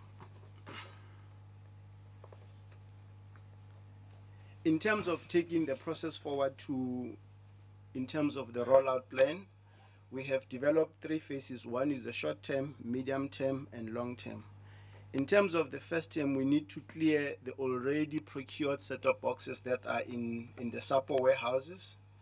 But the target will be around the predominantly flat provinces along borders of Free State and Northwest, and also continue with registration of indigent families to ensure that at least by June we have integrated data that we are going to work on to include the second phase and third phase. In terms of the medium term, we need to look at acquiring some of the additional DTH decoders, because there are some areas where we have DTH signal processes being concluded, but the only outstanding issues are around the set-top boxes. In the long term, we need to reflect on the new procurement of devices to ensure that we cover the remainder of the provinces, and we need to ensure that we conclude the rollout of the remainder in the borderland and inland by June 2019. In terms of the challenges, we have serious issues around resources that Minister alluded to a point where we have been juggling between different entities to seek assistance to ensure that some of the processes are not halted. The absence of DTH devices is one of them that we'll be looking at to ensure that we address it as quick as we can. But some of the challenges what Minister spoke about in terms of project management, where we had not clarified the start and end of registration to the public to ensure that we can have real integrated data to ensure that our planning is done correctly to meet the deadline of 2019. In terms of implementation and dealing with some of the challenges, what we need what we have done so far is to develop a broader coordination mechanism and partnership with some of the entities to ensure that we can align and better coordinate the resources to meet the deadline. We have started the discussions around soliciting advice on the new procurement model to look into what the Competition Commission have raised before. We have also developed a fast-tracking mechanism with intensified awareness program through various platforms to ensure that we increase both registration and include some of the key stakeholders in the process. What we are going to do further is to look in terms of the use of existing qualified installers with the collaboration with the municipalities to ensure that there's ownership of the process, and also to fast-track the completion of the training with DPW on the installer program. Minister raised certain issues that I think we need to look at, which are around, one, the constitutional issues, and two, the technological challenges or technological evolution. One of the key issues is that while the current scheme takes care of indigent households, it to some extent have an exclusive element to it, where you cannot cover for those who only have TVs and exclude those who don't have TVs. Because of importance is to ensure that we create or afford universal access of information to all that require to get it. That comes to a point where out of the previous assessment we got to understand that there are 3.1 million households without television sets who needs to be covered in the whole set-top boxes and digital migration. Other challenges that we might have to look at and manage them carefully is around the realities that the current analog services is gradually being phased out throughout the world. There are certain considerations. For instance, we have digital TV becoming one of the de facto technology for consumers, and we also have integrated digital television sets emerging as a default choice for viewing by others. And on the basis of that, it is therefore proposed that we have a consideration to issue IDTVs for poor households who currently don't have TV sets in place of set-top boxes, because you'll then be addressing two issues. One is a provision of a set for universal access, and also provision of content through the set-top boxes. It is also being proposed that we consider the current TV owning houses to ensure that the subsidy covers those eligible, and also we ensure that in that particular process we come up with a policy decision to say whether are we looking at the set-top boxes to continue, or we're going to look at IDTVs as the alternative. In terms of how we're going to move process going forward, we have developed a public-private partnership process where we collaborate with the private sector, commercial broadcasters, to expedite the implementation rollout. We are going to engage with them to utilize their distributing channels and marketing platforms of the industry to boost both registration and rollout. We have also started engaging with the TV manufacturers to ensure that there could be consideration of production of low-cost IDTVs to ensure that we can cover what we need to look in terms of those indigent and those who don't have TVs. In terms of some of the issues that we are going to look at is to, with some of our partners, is to look in terms of how do we create education and public awareness campaigns, and also how do we strengthen the distribution networks, which mainly have to be credible and auditable, so that we ensure that through those particular networks, those who ought to receive are in actual fact those who are supposed to receive the DTT subsidies. One of the issues is that the overall objective is to migrate households beyond 85% threshold across the country through government subsidy to enable switch off of analog services in line with the 2019 deadline.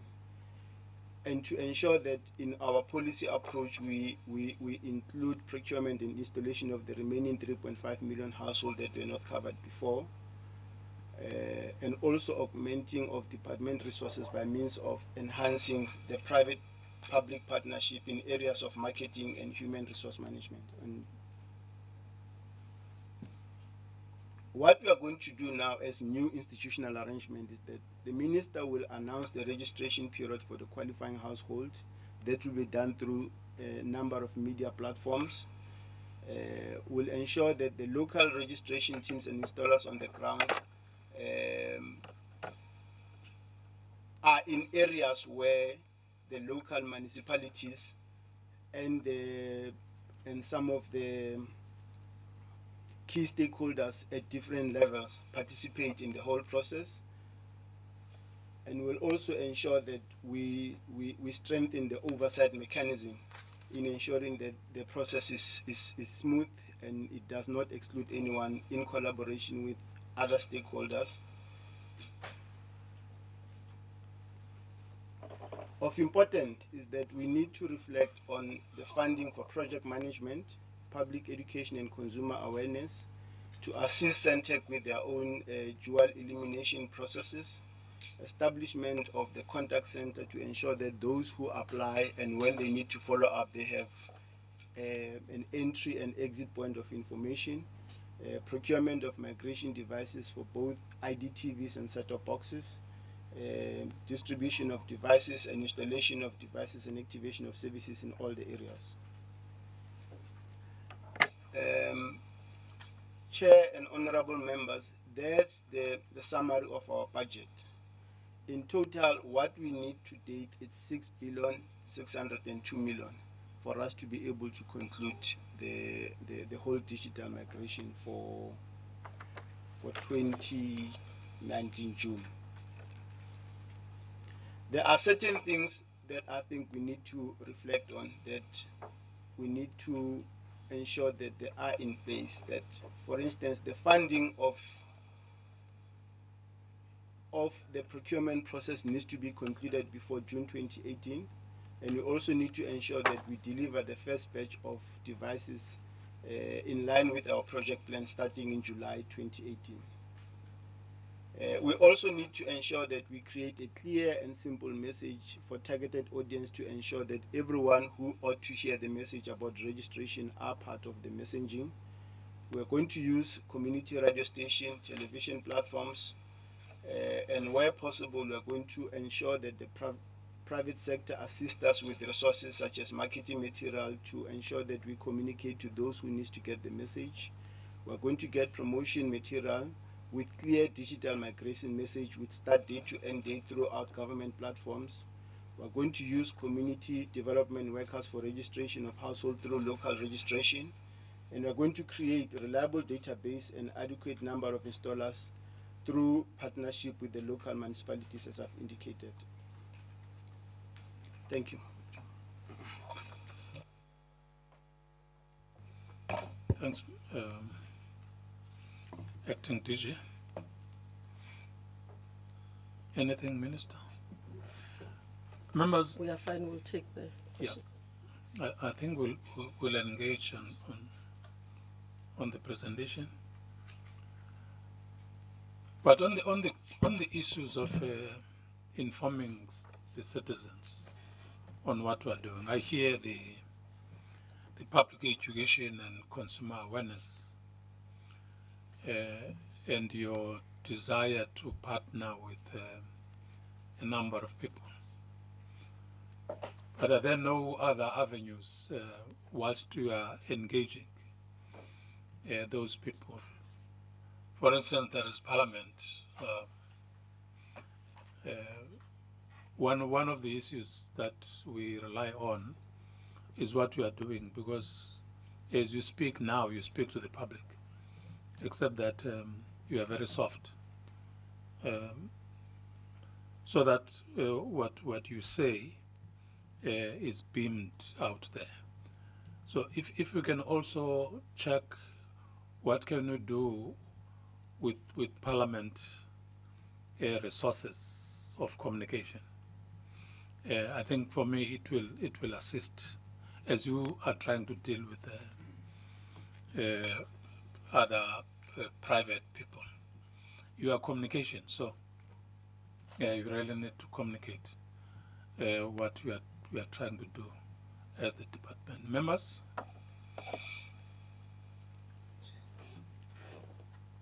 Any question, Honorable Van Dam, sorry. Thank you, Chair. Minister, just a question about Mr. Mohlalocha.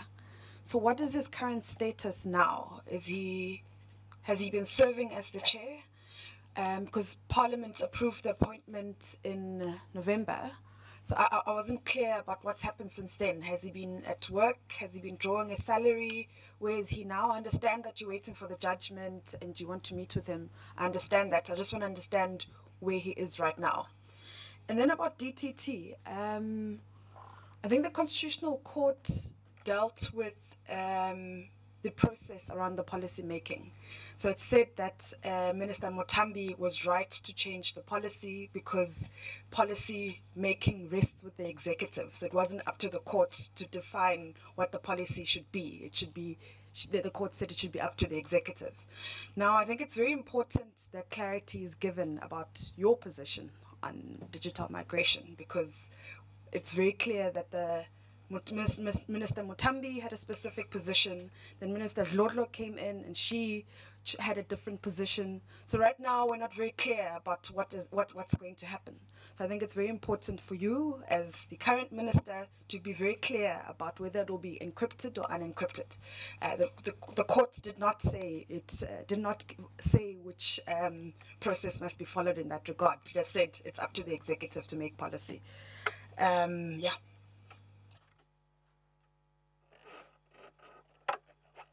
Any other hand? Honorable Tsedi and Honorable Drachen.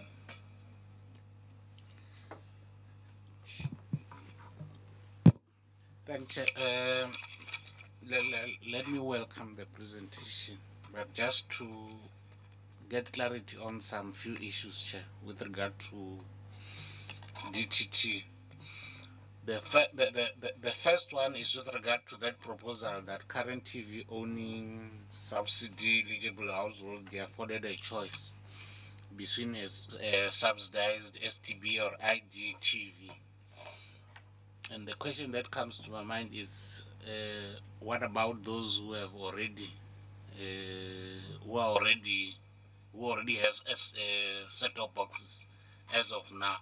What is going to be the situation with regard to that choice that you are proposing? The second one, Chair, talks to the issue that we have always been raising. Because every time we meet at this level, the issue of funding arises. I think at the level of, given the seriousness of the project, we might have to take a decision, perhaps at the portfolio committee, to have a session with Treasury and deal with this particular challenge. I was looking at the breakdown in terms of how much is required to roll out the whole project. Obviously, the ministry will have to assist in terms of what we have for now and what else is required to effectively roll out the whole project. But all I'm saying is that there is a need, Chair, to this time around to agree on a meeting with Treasury to deal with this particular challenge. Surely we can't afford to miss the 30 June 2019 target as I let it. The second last one is the implications of the dual illumination rollout to Centec. Because when I look at the presentation, of course, there are some implications in terms of Centec with regard to the process of dual illumination. If we can as well just try and clarify that particular aspect. Look at the phases there. With phase one, I only see the June 2018 as the target that has been set, but I don't see the starting date in terms of when are we starting with that particular phase. With the rest of the phases 2 and 3, it's very clear as to when are we starting and when are we likely to end. So I would appreciate if you can just be clarified as to when exactly are we starting with phase 1. Thanks, Chair. Okay, Honorable Tracher.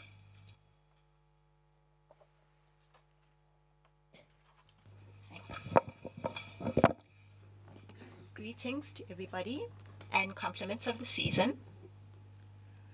And thank you for the presentation. Firstly, public information. I have said it previously and I'm going to say it again. I would like that the public information be spread as wide as possible. Why I'm asking is that people who are deaf don't have access to your information, whether it's on TV or any other kind of information. So I would like access, particularly to TV, must be subtitled, or there must be an interpreter. In terms of registration, how to get set-top boxes, all those messages. And also people with disabilities, pensioners, they receive well below the 3,200 Rand income. So they should also qualify, but maybe they don't receive this information. So I would like to request, in terms of public information, please let it go out as wide as possible, including people with disabilities. And I'd like to know who assists with the registration process. Is it SAPO? Because you said the community workers, but community workers are not all over, and they don't have access to all people. So who is responsible to do the registration? The resources, the devices, it's still analog. So for example, the Centec devices and SABC devices, are they still analog? Do they also still need to be digitalized? And then in the budget on slide 13, the technology and technology support, or there's another line item. Oh, there's another line item somewhere. Does that include the entities that need to be digitalized, or is that a separate amount? And which means that everything related to digital migration, would it be then more than the 6 billion? Or if you could just give me clarity on that, thank you. Can we take that before we go to other hands? Thank you. I shall start, and the colleagues will assist. Oh, obviously. Just to Chair, I think we take your advice. We will definitely enhance our communication, and I think Dr. Mutuvi will come in detail on what we have currently tried to do, and it also speaks to what Honourable Member Nivon Trehan has just raised on issue of subtitle. I think he will come to that one. Honourable Van Dam, Mr. Mhlaloha did take office, has started, because after the process of Parliament we did do formal appointments. I had to write to the President, and then we waited for that, and then we got, once the Speaker wrote to us after the decision by Parliament. So he was officially... Well, indeed, the Communications Minister is briefing the Portfolio Committee. Of course, the Minister is still briefing. Then we will be taking a short break here on at SABC Newsroom. We'll be having a look at our headlines.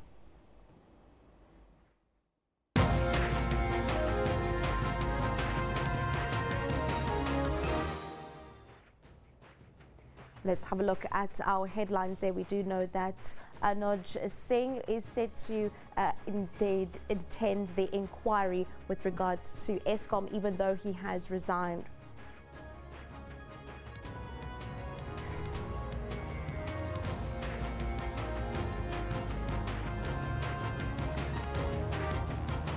Back on the hot seat is the Minister of Social Development before the inquiry investigating her role in last year's SASSA crisis. And of course, coming up in your sporting headlines. It's just wonderful to see that, that we've got so many, obviously, bowlers in the pipeline pumping as well. The South African cricket team has a clean sweep in its sights when the test rivalry against India resumes with a third and final test at the Wanderers on Wednesday. Looking at it as all the other tournaments, this is almost that first tournament. Is like no excuses tournament. Whatever time you get in and whatever time you have in this tournament to prepare, there's no excuses. We go out, we are professional. The Blitsbokke look to defend their Australian seventh title when they take to the fields this weekend in the third leg of the 2017-2018 season. Well, indeed, sad news coming in this morning of the passing of Hugh Masekela. Of course, tributes continue to pour in for the world-renowned South African musician Hugh Masekela, who died earlier this morning at a Johannesburg hospital, aged 78. And let's have a look at some of the tweets that have been coming through. Natalie Gamano says, R.I.P. the legend Hugh Masekela. You gave so much joy and hope. Rest peacefully. You will be missed. Thoughts with family and with friends. Olwazi says, rest in peace to the pioneer of South African jazz musician, Hugh Masekela, hashtag Bra Hugh, as he was popularly known. Yegi says, much love to the memory of Hugh Masekela. Thank you for sharing your gifts with us. Ashe. Junior says, R.I.P. legend, you were a legend indeed, Hugh Masekela. And Ululi says, what a sad morning for the international music fraternity. Rest in eternal peace, Tata Hugh Masekela. We will always remember you. Indeed, we will always remember him. We have spoken to some musicians and friends of Hugh Masekela this morning via phone line. Some of them are so emotional. But jazz legend Hugh Masekela has died at the age of 78, triggering an outpouring of tributes, as we've just seen. On his return from exile, he went into studio to return his first album in South Africa since going into exile in the 1960s. And we spoke to SABC about the recording. I wrote all the music with Cedric Sampson mostly and other writers, but it's really my first South African album because I've never recorded my own album here in South Africa before, so it's very exciting. We're listening to a little bit in the background. It's called Mama, the title track, or with the first track on it. Right. Is it your mama? Well, it's a sort of a pun because it could be Mama the lover or Mama who cooks for you and changes your nappies. But it's the first time I've had an opportunity to do 4 love songs, more than 1 love song on an album. I've done about 35 albums, maybe I have 4 love songs on all of them. Why so few love songs, Hugh? Because you've had a love-filled life. We were preoccupied with the liberation struggle, and to a certain extent it was sort of relevant to sing about love when it was such a big problem at home. But now that it's been partly cleared, we can sing about love. People overseas thought that there was no romance in South Africa. The songs that we Except when they looked at you, they must have known there was a fair bit of romance, because that was such a marvelous story. Your teenage romance, if you like, with Miriam Makeba and then marrying her. Right. 2 of the greats in South African music. Was it as romantic as it sounds? Yeah, it was very, very romantic. But I think we're more, the phenomenon about Miriam Makeba especially is that she helped all the young artists out of South Africa, and a lot of exiles, to get scholarships. She started our years and she gave us pocket money and stuff like that, because people like Jonas Gwangwa and Letambula and Kaifa Siminya, a whole lot of us, because she got to the States and became extremely successful. She sacrificed a great deal of a professional career, I would say, to not only to help us, but to sing about all the guys who were in jail, on Robben Island and in the camps and all that. And sometimes I think that she hasn't gotten enough back because nobody even remembers. But then amnesia is one of our national preoccupations. Right? Hugh, let's get back to talk about the music. You said to me you didn't want to talk about politics, so let's talk about music. It's difficult to avoid. Right? I know. This Hugh Masekela started off with the Now, I almost said Philistines, but you were the epistles. You weren't the Philistines. You were the jazz epistles. Right. Let's talk about them, because that's when you really started performing in a big way for the South African public. I think it was the first album that was cut here. There was this guy called Kippie Mwekesi, that Kippie is named after. It was really our mentor. And myself and Jonas Gwangwa and Kippie were sort of like the stellar bebop horn section in Johannesburg.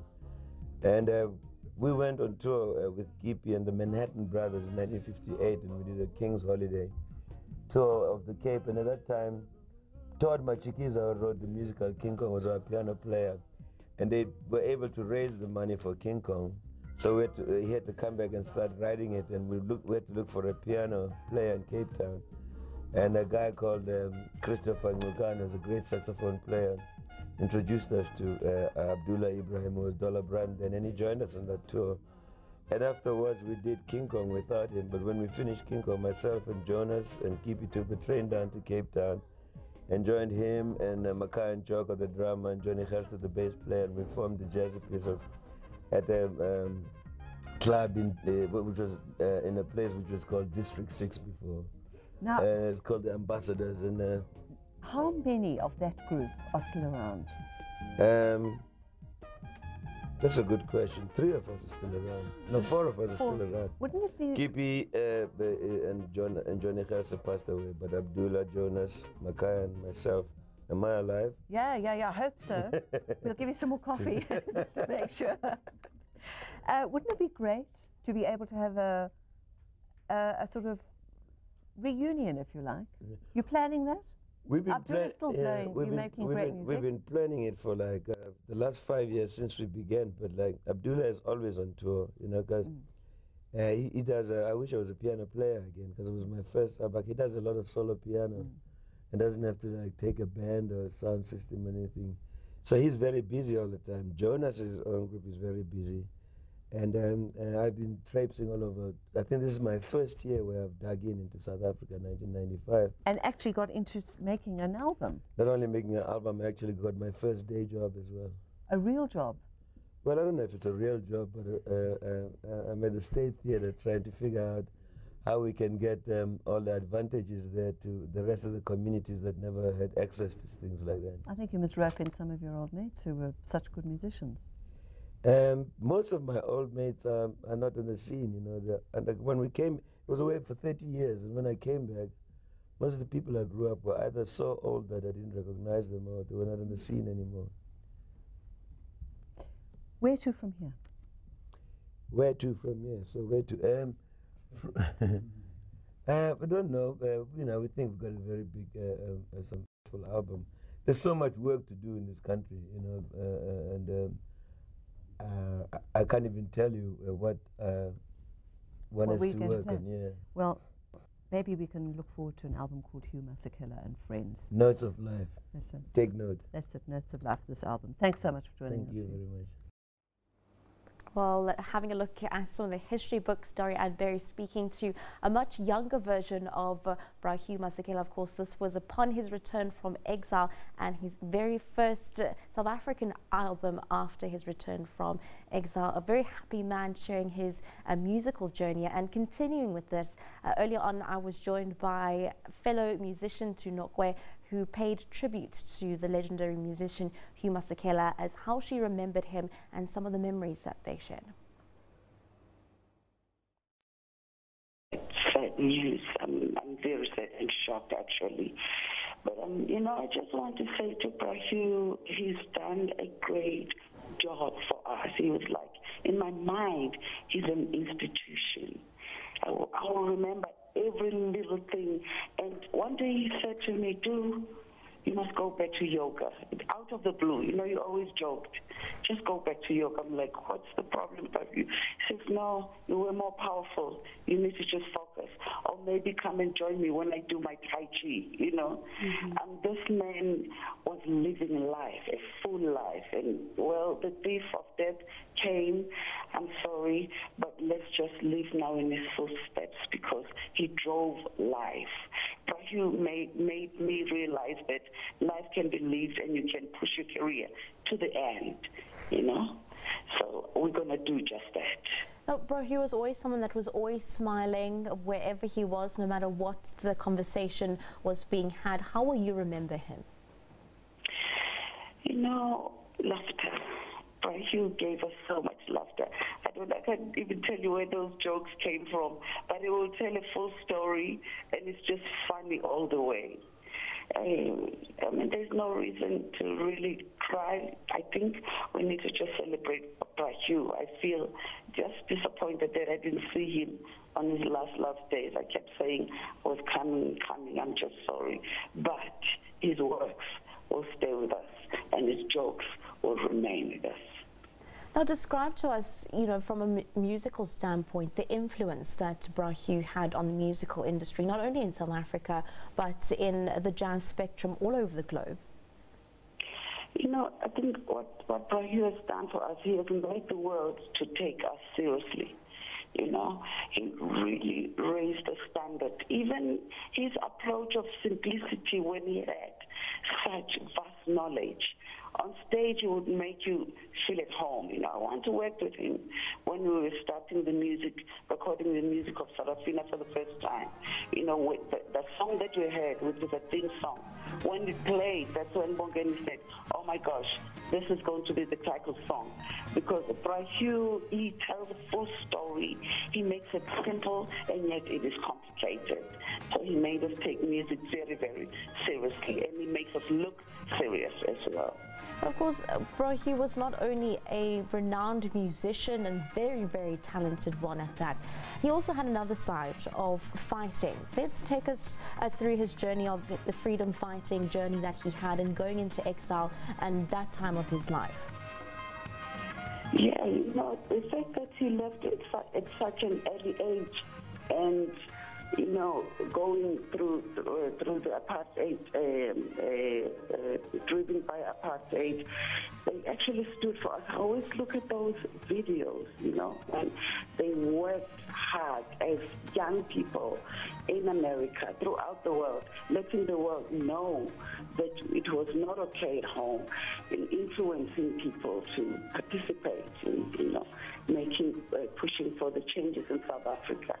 I think fighting for us, I'm actually glad that South Africa did take care of all those musicians, especially, who went out and fought for us to the end.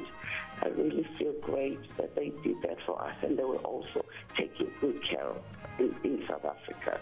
Now, can you just give us briefly a highlight of one of the moments that you've shared, both possibly musically and personally, with Bro Hugh?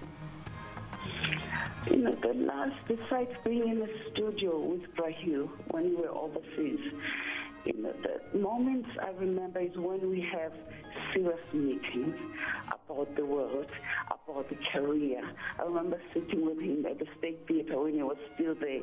There's always something discussed for making the world better, making the industry better. And the last time at his home, you know, when he was talking about the dream of the show that he did recently, a theater show where he contributed music.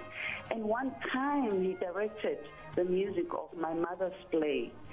Just his generosity, even outside of the stage, he was always giving. But the joy in his sharing as well. When he makes music, it's very light, the way that he approaches the work, and yet it is a serious piece of art. I just, you know, I'm just going to stay with those memories when I'm working close with Bro Hugh. Well, among the numerous awards that Bro Hugh Masekela received, one of these included the 2016 Ubuntu Awards. This was for his contribution to both the musical and cultural spectrum. Your Excellency, President Gadleishlegisa Zuma, Minister Maite Nkwana Mashabane, and all protocols reserved. I just wanted to say that I hope that one day posthumously here will be honored somebody without whom I wouldn't be standing here today, and somebody without whom the world probably would never have heard about South Africa as soon as they did, and that is the wonderfully great Miriam Makeba.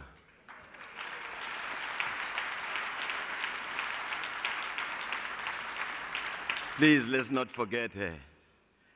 And I also just want to say that if it wasn't for the people of South Africa, I wouldn't be. So, with humble respect, I accept this honorable award on behalf of the people of South Africa. Thank you.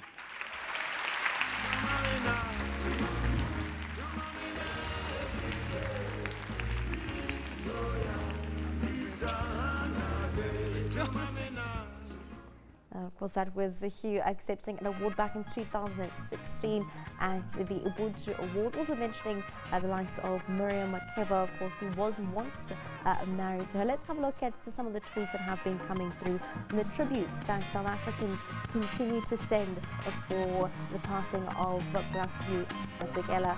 R.I.P. Bro Hugh, your passing is a sad loss for South Africa and the world of music. Rest in peace. Nono says we only have the music now. Indeed we do, we only have the music. Indeed, it will forever live on. Because he says, a shame on you 2018. Out of everyone, why Hugh Masekela? Why? Artwell says, rest in peace, Hugh. Hashtag master of the trumpet. And Lucky Maxwell says, what a loss to our nation. Rest in peace. Those are just some of the tweets that have been coming in on at SABC Newsroom. Just like us here in studio, many South Africans watching at home, huge shock, definitely not something we're expecting to cover on a Tuesday morning. Continue to send us your tributes on at SABC Newsroom throughout the course of the morning. We will be up with you until midday.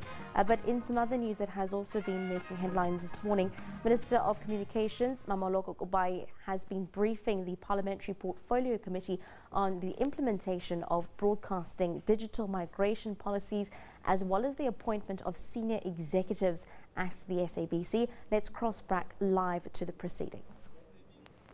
Young people to supplement the capacity that is within the respective areas. How are you generating the database? Through because the question that she's raising is about the local people benefiting in the whole. Yes, we go to them for an example, Lijolopuza District Municipality. We went there. We established a steering committee, which is comprised of 3 representatives from individual local municipality. It's a community development. It's a public participation to assist with the community development workers to run and drive the awareness and registration campaigns. It's a local economic development to assist with the generation of database. They go and place an advert out to the public, local radio and public media to invite those who are qualified companies or individuals to register on the database, so that when we come to do a focused rollout, we'll utilize those local people. And the third one is to ensure that the public works have a direct engagement with the municipalities to identify young people to be trained as installers of these devices in the local municipalities. I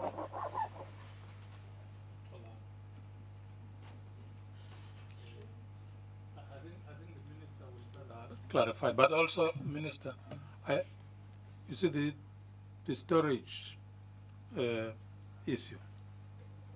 It's over a number of years now, and my question was that it was never answered. Who's paying and what impact does it have if it's paid by DOC? Because surely all this time there is a lot of impact. Let me start with yours, Chair. Indeed, the storage it was not something that was built into the project. So it's a cost that we shouldn't have incurred, but we are incurring it and we are carrying it out of the project. So we are paying because SAPO can't keep them for free. I mean, they having that.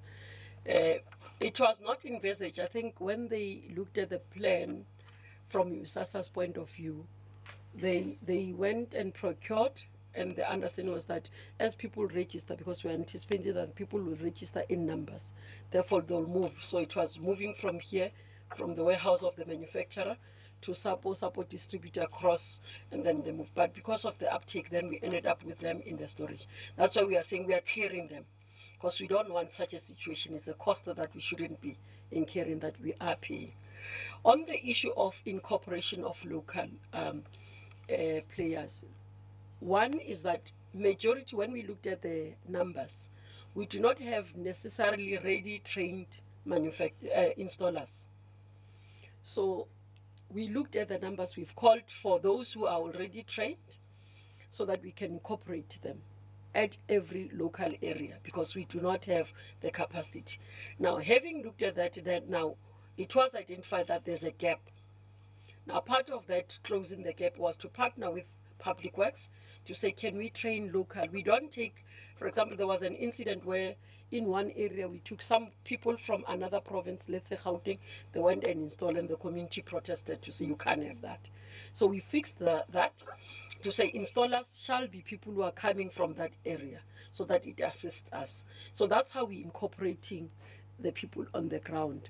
We continue to update, talk to people when we are there to say, when you are an installer, through public messaging, through radio, community radio station messaging, and through local councillors as well, because that's why we have brought in the local municipalities so that they can assist us in getting some of the information out and also giving us some of the information.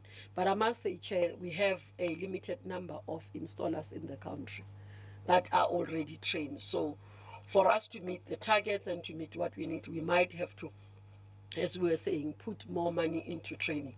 But equally don't want to overtrain, because once you train them in big numbers, after the project, then what happens to them? So that's another issue. So we can train as a short-term method. They have an income. We can be happy, we'll be contributing towards issues of job creation, but long-term, there might not be sustainability, because we want that after we're done, these people must continue to be sustainable in the sense that they must service the market that is already available. Thanks, Chair. Let's go to SABC. Thank you very much, Chair, and for the opportunity just to come and explain the matter. Let me start by saying, Chair, the committee would be aware that both myself as the minister together with the board were appointed on the same day, and on that same day a court judgment was delivered. It's a court that was brought by SOS against the Minister of, I'm just saying SOS and others against the Minister of Communication. Now, in that matter of that judgment, when the judgment was delivered, we looked at it, we sought legal advice. When seeking legal advice, and I'm saying we as government, Chair, because my responsibility in SABC is of a shareholder representative. So I'm representing government in SABC. So we looked at the matter, and then we came to a decision that we should appeal the court judgment. We appealed the court judgment. I did take the board into confidence prior to lodging the papers. They were doing their induction when I engaged with them. I did indicate that we will appeal. Not that we were seeking permission, because as a shareholder, we had to look at what is best interest for the country.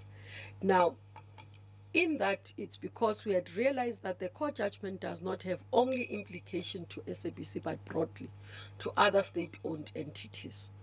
So that's one. We lodged the appeal, Chair. When we lodged the appeal, there was now an interdict that was brought. When the interdict was brought, we consulted a senior counsel to look at the matter, and we believe that there is no need for us to fight, because we agreed with some of the issues that the applicant was bringing, in this case, SOS. So we initiated a process of a declaratory order that it must be signed, Chair, and that was signed. It was I don't know what is the correct wording of it, but I think it was approved or something. By the 6th of December 2017, the legal people will know the right wording, so I'll just say. In that chair, and I think I need to re-emphasize my position even to the Portfolio Committee. As the Minister of Communication, I do not have intention or I do not want to appoint nor fire executives, because that is the responsibility of a board in any state-owned entities. But where it's important for us is to be consulted as government. Now, that's why the order, as you see it, as I'm saying, Chair, clarifying that we initiated the process of the declaratory order, because we felt that it's not important for us to fight even where there is no necessary to fight. And we said, if we can be allowed in the process when the board either fires or hires executive, they consult. And that has been in the declaratory order that has been issued, a declaratory order of the 6th of December 2017. Now, that's what has happened. In the process, Chair, then the SABC, we agreed with the SABC board that they must initiate the processes they've been involved in terms of finding executive. As we have committed that it's a priority to make sure that the entity is stabilized, one in terms of executive, but two in terms of finances, as you are aware that there are challenges in terms of finance. And part of the issues when we engage Minister of Finance, one of the issues that is very stringent on, it's around executive boards and executive. So from Cabinet's point of view as well, through the IMC that is overseeing state-owned companies, very stringent on the processes, ensuring that we have the right people, we have quality and people who cannot take us back to where we see ourselves in terms of government with state-owned entities. So there is really strong emphasis.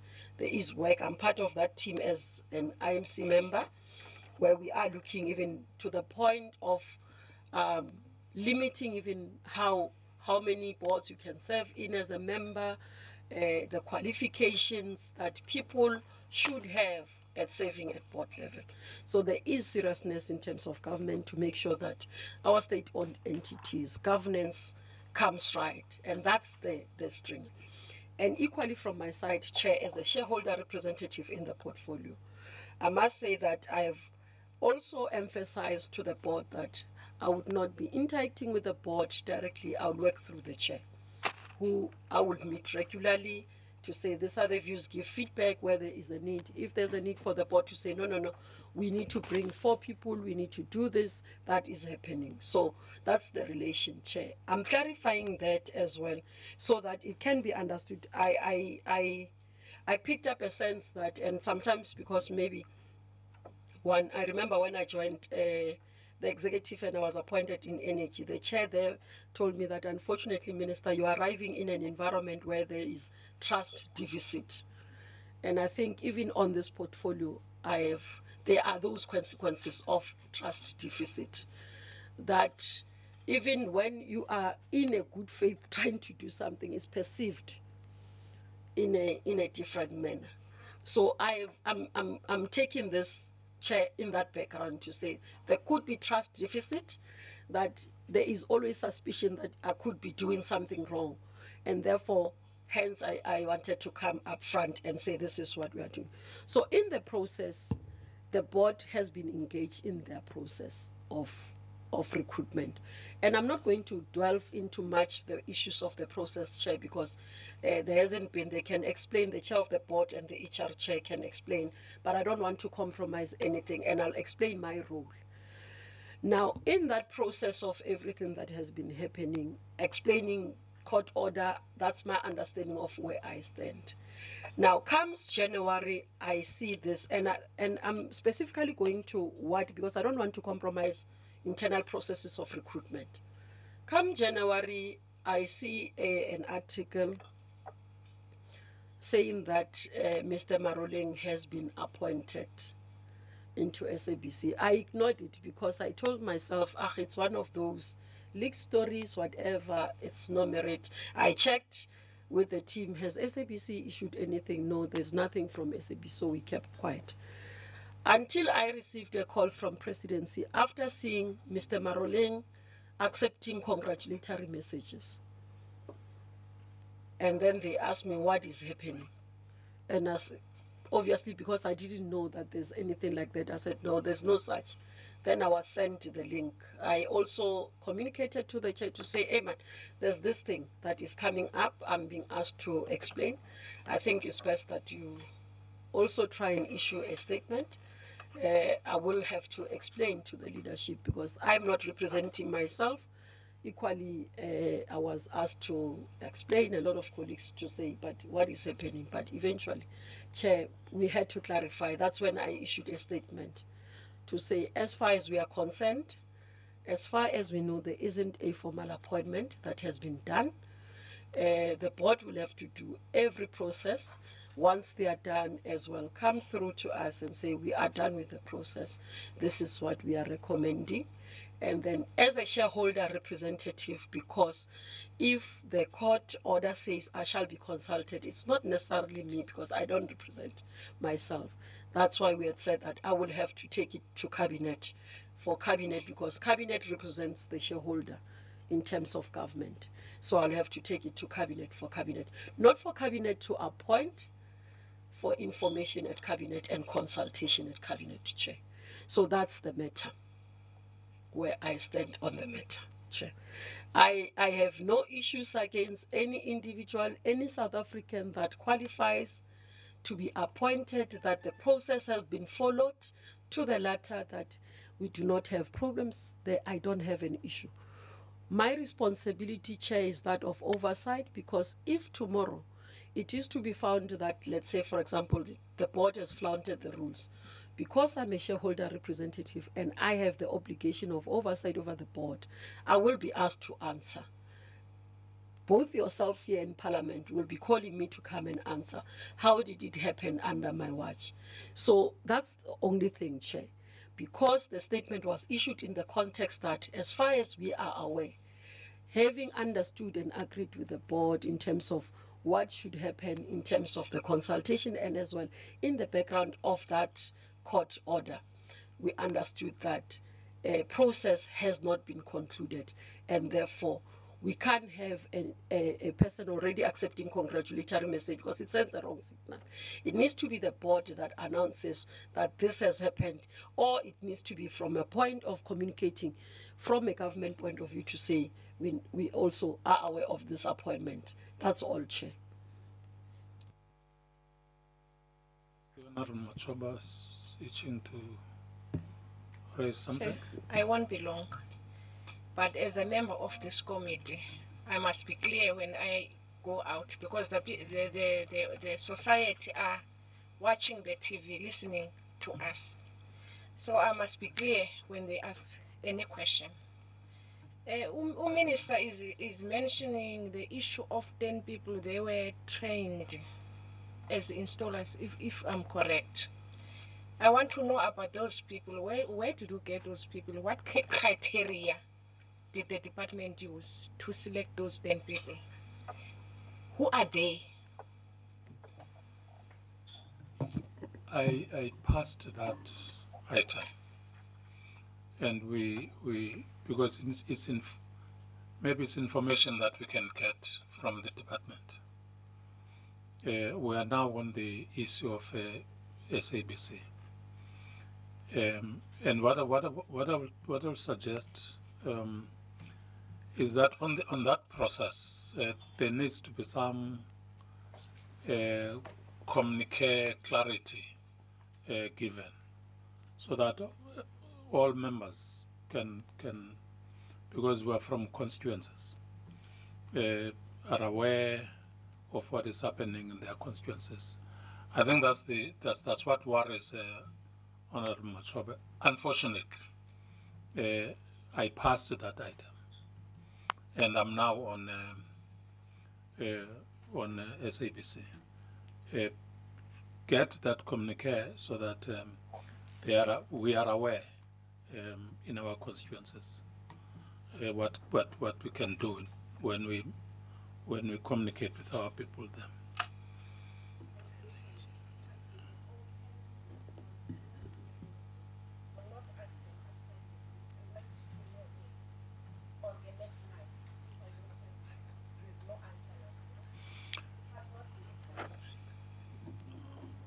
All right. Are there questions on the SABC process that she has raised here? She has raised. Honorable Van Dam, you wanted the... No, Chair, I thought you'd let the board speak first, or can we ask the minister? I think the minister outlined the process of consultation between her department and the board. We can raise questions. If a board wants to respond, they can. Honorable Van Dam and Honorable Ndozi. Thanks, Chair. Honorable Tsedi. Thanks, Chair. I think the orders are very clear. Was it an interim order? What was it? Minister referred to it as a declaratory order, whatever it is. I think it was an interim order. Said that the minister must be consulted, but she doesn't have any veto powers. It didn't say that consultation extends to cabinet. It said the Minister of Communications, which I think is very clear. I mean, if the intention was to include cabinet, it would have said consult the minister and cabinet. It didn't say and cabinet. It said the minister. Now, I understand what the minister is saying. She says she's acting in good faith. I think there's absolutely a trust deficit. We are very, very scarred about previous appointments that have been made at the SABC, undue interference by the minister. So I think we must be, as a committee, very vigilant in our oversight over this. So what's unclear for me, though, is what the consultation was. Did any consultation happen at all? I think the board or the minister can answer this question. And what was the form of consultation? Because as I understand it, it says the consultation says you must inform the minister saying we are considering X person for this position. The minister may, give input and say, I think this is good, I think this is great, or I disagree on that point. But ultimately, the decision is of the board, is the board's decision. So I'd like to know what the timeline was. What was the consultation? Was the minister sent a letter saying this is the person we're considering of appointing? And then if the process, as the board says, is still ongoing, how did Christmas Maroling start accepting congratulations if the process was still ongoing? So those are the 2 points that are very unclear for me. One, what was the consultation that happened? And two, was Maroling actually informed that he's been appointed?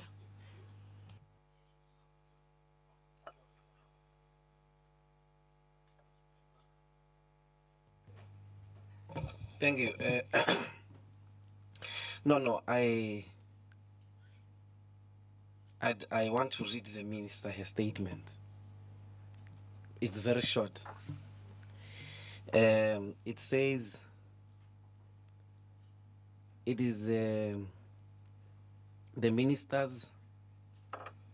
Okay, let me start it from scratch. Minister Mamoloku Kubai Ngubani clarifies process of appointment at SABC executives.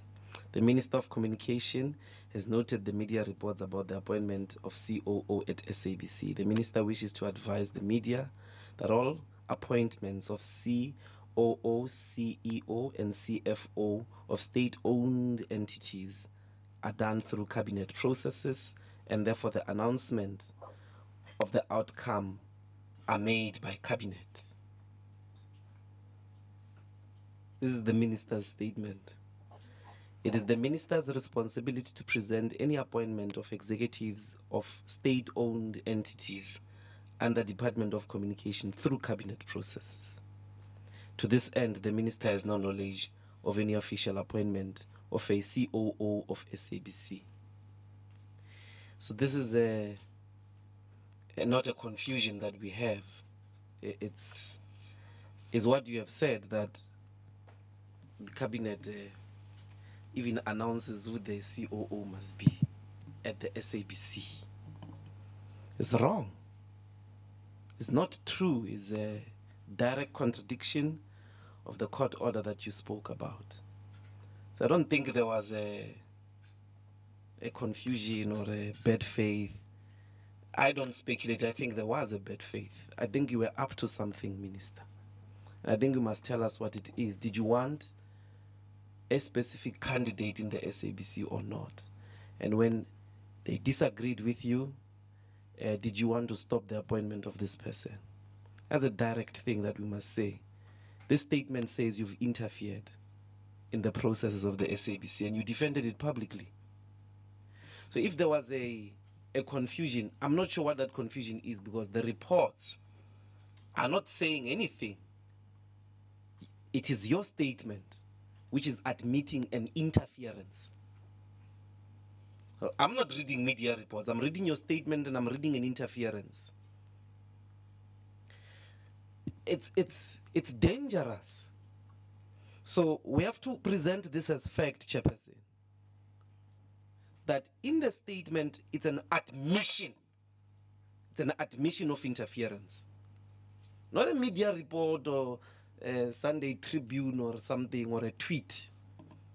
I've just read for you the philosophy in the head of the minister and why she disputes that there can be an appointment. In fact, she believes that there must be a cabinet meeting in which it announces who the SABC COO is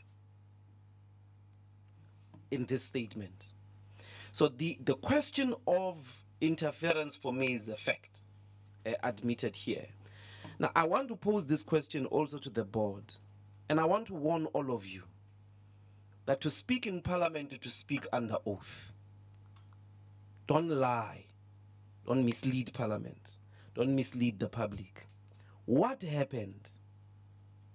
Is there still interference in the SABC by a minister? I want to warn you, because you're not the, you don't have the monopoly of information. Precisely because that institution is so much in carcass, it's going to hurt you if you respond to this question wrongly, because we'll give you evidence. Is there interference by the minister in the appointment of SABC executives or not? Thank you. And, Chair, and I want the response from the minister and from the board. They must both speak, and they must speak truthfully. Thank you very much, Honorable Tsedi.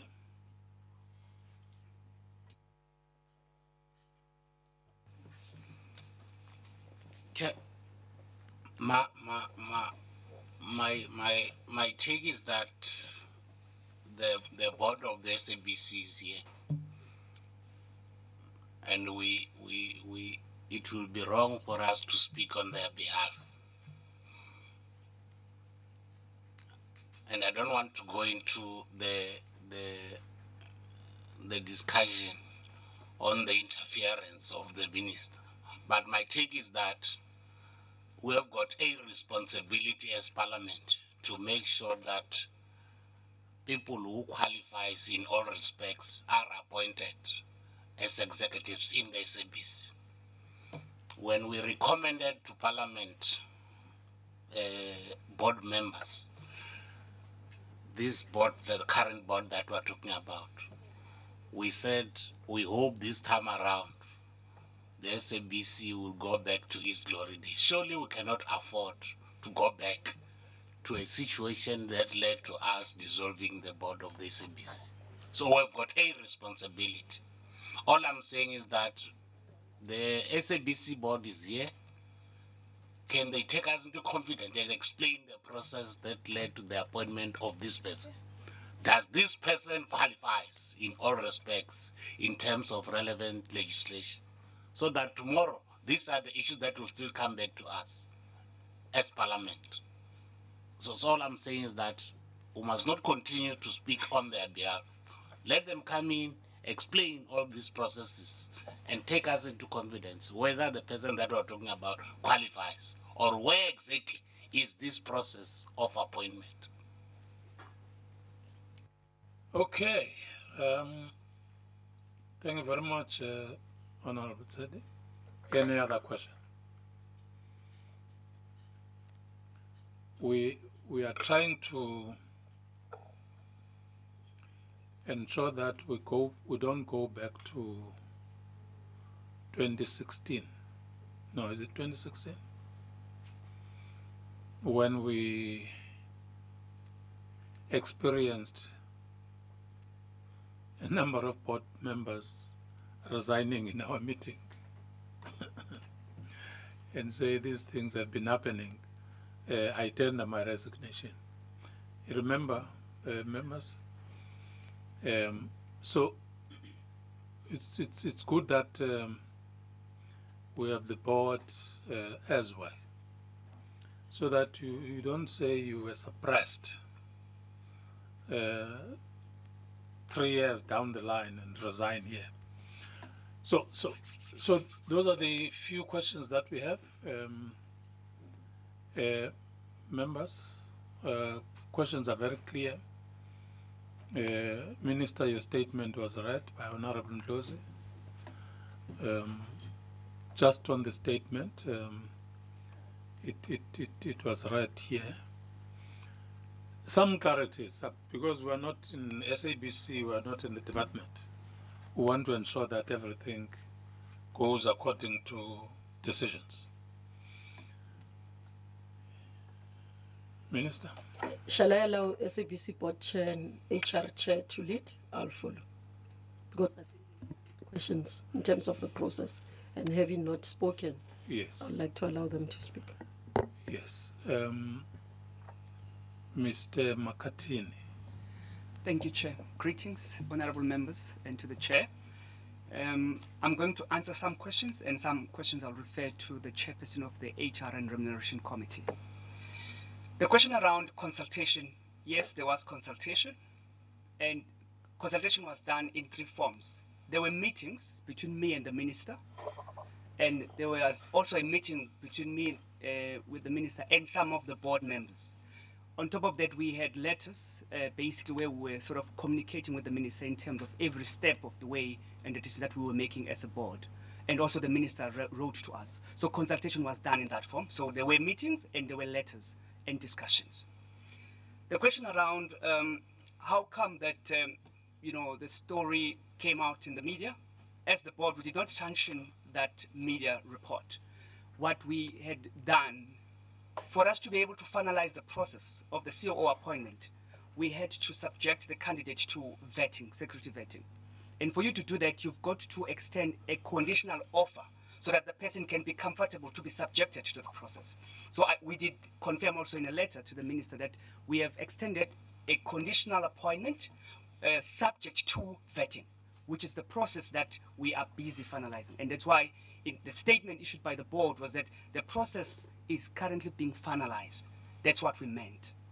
I'm going to request the Chairperson of the HR Committee just to take us through the process of appointment, because that process happens within the HR and Remuneration Committee, jointly with Governance and Nominations Committee of the board. Thank you, Chairperson and honorable members. Thank you to Minister and her team. I will really just take us through the process so that it puts it into context. And I will start out by saying that this was a continuation of a process that had started previously. As you know, that when we appeared in front of this committee as the interim board, the matter of the appointment of executives was one of the requirements. When we did the handover to the permanent board, which we are also part of, we then also handed over the process to the permanent board. The permanent board met with the candidates that had been identified by the interim board and presented to the previous minister for recommendation. The permanent board satisfied itself that the recommendations met the criteria in terms of experience, in terms of qualifications. We verified qualifications and your usual criminal records and all those things, which we asked the agency that we have appointed to do those. We did reference checking and we presented all that to the board. Once the permanent board had been appointed, the chairperson communicated with a minister, which I think minister has said, as well as the chairperson, indicating the names of the name of the preferred candidates. There was interaction. Minister did respond to that communication, as the chairperson has outlined, that there was a meeting that was held between the chairperson and the minister, as well as the minister and delegation from the board. So I think that addresses the matter of consultation as to whether there has been any consultation. There has been both meetings and correspondence to that regard. Maybe fast track to the end of the process, where post the judgment and the court order or the draft order that we refer to, the board once again via the chairperson communicated with minister on the decision to go ahead and make the offer subject to the vetting process, which had come through in the interaction with the minister as well, that there is no way we can appoint a person to a senior position at the SABC without vetting having been confirmed. The statement that came, or rather the article that came out in the press that inquired of the SABC as to whether we had appointed the gentleman to the position of COO. We also received inquiries from the media before it was published. We chose as a board not to respond. They were asking us for a statement. We chose not to respond, but the spokesperson of the SABC did say that we are in the process of an appointment, and we were therefore not going to communicate. It has always been our policy as a board that we do not communicate employee matters via the media. So to that end, we chose not to communicate. Subsequent to the minister's statement and further inquiries, where we were being asked once again whether specifically there was consultation or not consultation, we chose to respond and talk to the court order and outlined, because there was a question as to whether we were complying with the court order or not by even making the offer. So we chose to respond to what the court order said, and that as a board we believed that we have and continue to follow the process as outlined by the court order. So where we are now is that we need to conclude the process. I think there are questions that have been asked on qualifications, competence and all that. And when I responded to say that we had checked references, we had done what we believe in the typical HR arena is what you need to test whether a person is appropriate, check of qualifications and all that. And we had satisfied ourselves as a board that even as we recommend the candidate to minister, that the person does qualify in that regard. I trust that that does outline the process. If there's anything that I've left out, we can respond. Okay. Okay. That's the explanation, members, Minister, and then I'll come to. Yeah, I think, colleagues, there's an issue around what Honorable Van Dam raised about the minister, that the court order says minister. And we need to go back and understand the role of the minister in terms of the executive authority when it comes to the state-owned entities. As I said, colleagues, I do not represent myself. Because if you are, because there's guidelines on how we do things in government. And in terms of when you sit, when you're saying you are an executive authority and a shareholder represent, because the Minister of Communication, the reason why the court order will say the Minister of Communication, it could have said minister. It's Minister of Communication because the Minister of Communication is a shareholder representative at SABC. Now, you couldn't go into a court judgment and put all those details, that's shareholder representative. It's that context, and that's the interpretation unless if our lawyers are misleading us. But that's the interpretation in terms of the law. That's interpretation, as we said. Hence, even in my statement, Honorable Ndlozi, I would make reference, because as a minister in the department, I have delegated powers from the president. So president, as the head of state in terms of the constitution, will delegate powers to ministers, and then ministers will delegate certain powers to the director generals. Now, the powers I have are delegated powers. That's why you could see even in certain cases the reference we can make to various cases where ministers were found wanting because they have upset the powers and made them themselves their powers. Now, these powers are I'm representing government, and government in this context is cabinet, because that's where it's sitting. You have government of the day voted in, and the people who take decisions on behalf of government, or if you are to consult, that is as cabinet. That's the spirit of the statement. Not to mislead, not to interfere. That's why even every time I've always taken calls to say and explain to the nation to say, I do not want to be the hiring and firing. I'm not involved in the process of selection and all that. If as they come into consultation, you say, what are these weaknesses? Are you picking up this weakness? That's not interference. You are cautioning so that you are satisfying yourself. You've applied your mind. And this, we are doing this cognizance, honorable members, that today, I mean, we are held liable as ministers, personally liable. So I must satisfy myself that I've done my job. And I can go back and say, even when you ask me, Honorable Minister Nguban, as per your responsibilities and the duties that has been given to you, have you done your job? If I have sat with the board and say, are you cognizant of this? Can you do this? And we agree on a process. That process must be followed to the letter. As the board chairperson and the HR chairperson has said that the process has not been concluded. And that's my concern, that how do we have this matter in the public space when the process has not been concluded? If it was just a leak, it's fine. I could have easily ignored it.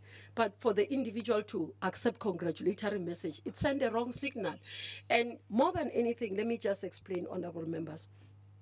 Yes, SABC is a public entity. It's a public broadcaster, not a state broadcaster. But the reality is, and the financial viability and issues needs proper governance. When we meet with lenders, when we meet with rating agencies, there are things they raise with us. Now, we are conscious as ministers, and especially myself, I'm very conscious to make sure that we are not found wanting when we are questioned, Chair. If rating agencies are to say, but your normal process of appointment as this government on state-owned entities or whatever you call. In terms of PFMA, Honorable Ndlozi, SABC is classified under Schedule 2. Now, we might have to go back and correct the state-owned entity issue from a PFMA point of view.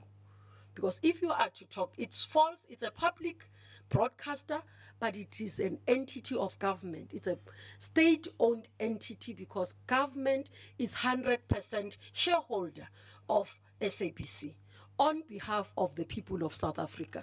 So now the government of the day is there, and therefore we are saying in terms of the process, because part of the responsibility we have as government is to be able to outline how we govern, how we have regulatory environment, including what Treasury will put as responsibilities. Now, in the environment where SABC is, we have to make sure that we are cognizant of the environment, not only in terms of governance, but to have an institution that has credibility, to have an institution that South Africans can trust that the right things are happening in the right manner.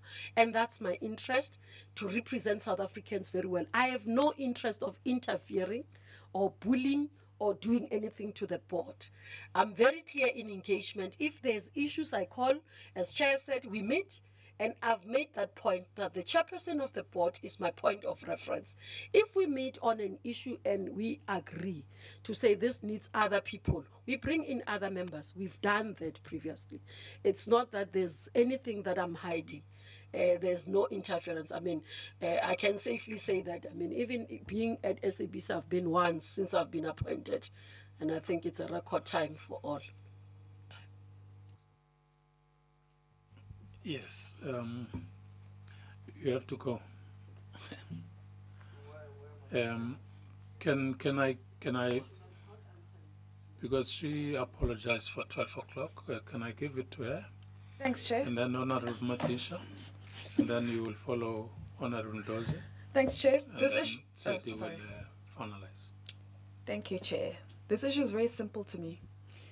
There's a requirement that the minister must be consulted. She was consulted. The board must carry on and make the appointment. Whether about the minister's responsibilities to cabinet, to her political party, I ain't. The board has fulfilled what it needed to do in terms of the law, in terms of a court order. That's all we need to really be seized with. And I think they've done what they were required to do, and they must be given the space to make the appointments. Thank you, Chair.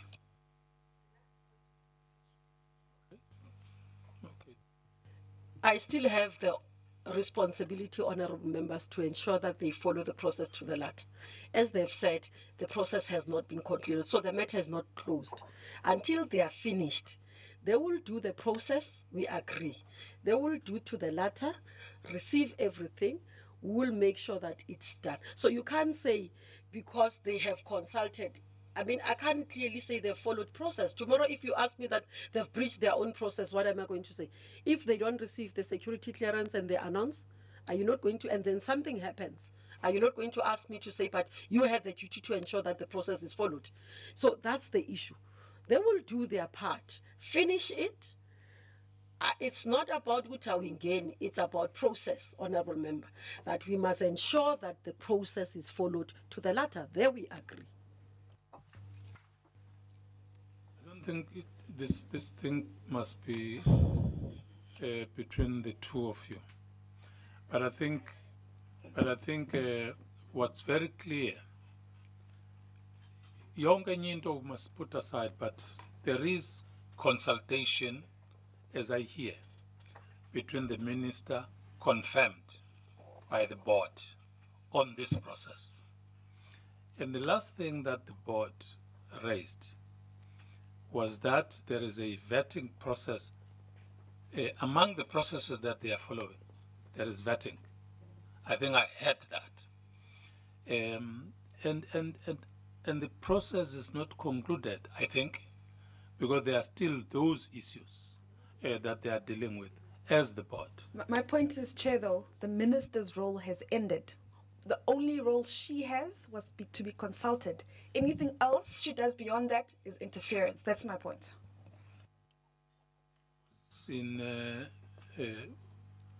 That's her point. That's not the conclusion. It's her point. Honorable Matisha, I'll come.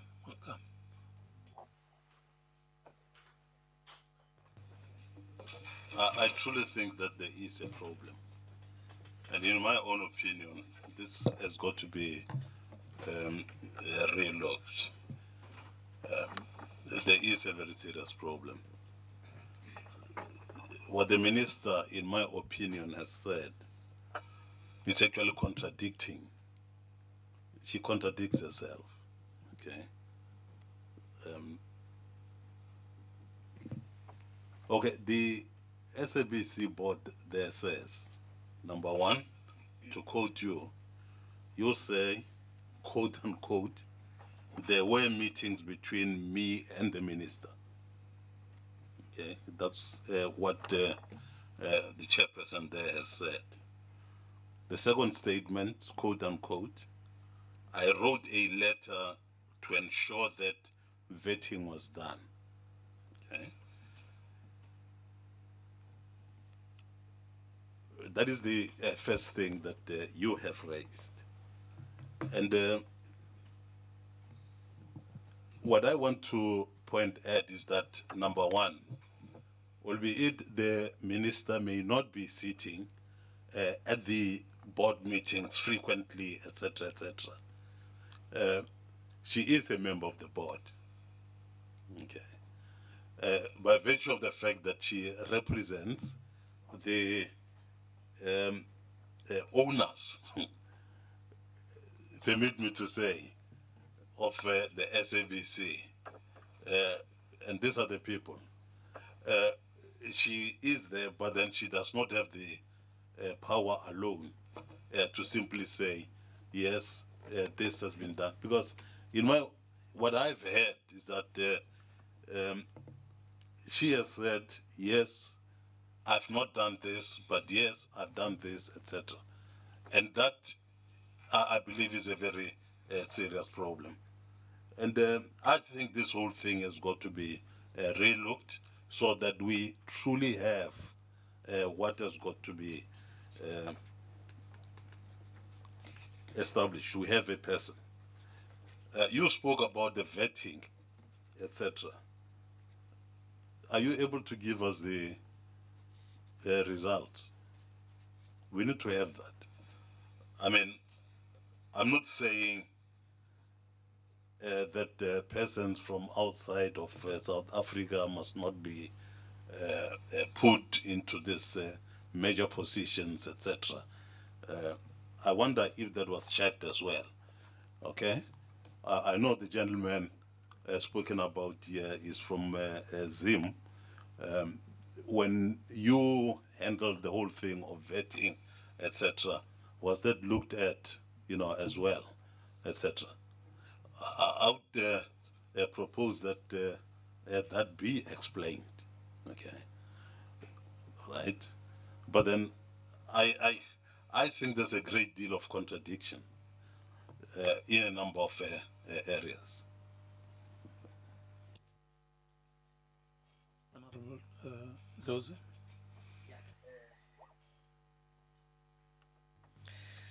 I think that my interest is to separate the two. I'm not interested in turning this into some Sunday afternoon salad.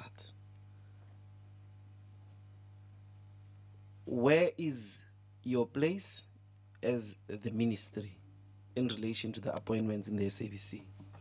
So who gets appointed will debate when that comes to us. If the competence and so on and so forth. It has not been presented to us yet. Because they are arguing, they are still going through the process. They've given a conditional offer. And if the media is reporting about the conditional offer, so what? As long as the process according to the court order has been sustained. Again, I mean, my worry here is that why having a minister who's not willing to take the advice or at least the clarity from Parliament. So let me make an attempt again. I'm going to read the court order for her. Paragraph 1.3 says the board will make any permanent or interim appointment of an executive member as envisaged in paragraph 1.1 above only after consultation with the Minister of Communication. With the phrase after consultation to have the meaning set out in the matter Premier Western Cape versus President of the Republic of South Africa, 1993, especially paragraph 8. Right, we're cutting out of this for now. The Communications Minister briefing the Portfolio Committee at Parliament. Minister Ngubane briefing, or rather being grilled by MPs on various issues relating to the broadcast, including digital migration, as well as various issues relating to the board. We'll have more for you on that coming up. First, we'll take a quick break and then we'll continue with our coverage of reaction and sentiment being poured out following the passing of Hugh Masekela. More on that coming up. Stay with us.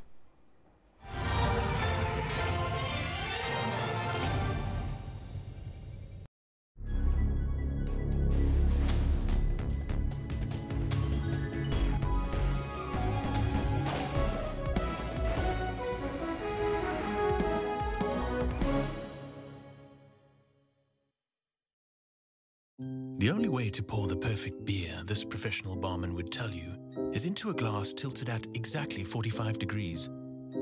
Oh, bless you. Bless you, sir. Bless you again.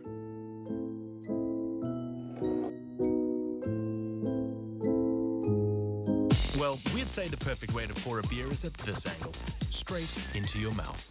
Get a 24-pack of Hansa Pilsner Handies for only $189.99 from Tops at Spar. Take Make your evening well informed with primetime news. Thanks for tuning in. You're watching SABC News Prime. The burning land reform issue was also a point of discussion on the first day. If you do not have a skills revolution, you will run into the kind of problems that we're having at the moment. We have funded about 466,000 students, out of about 800,000 students that are in the university system. South Africa says insufficient electricity and water remains one of the biggest barriers to development and prosperity on the continent. The top 4 batsmen in the squad, Hashim Amla, Quinton de Kock, Faf du Plessis and AB de Villiers, are certainties in the starting lineup. I really believe we cover all bases when it comes to spin bowling, seam bowling, proper pace bowling, and an amazing batting lineup. Stay tuned every Monday to Sunday from 6 p.m.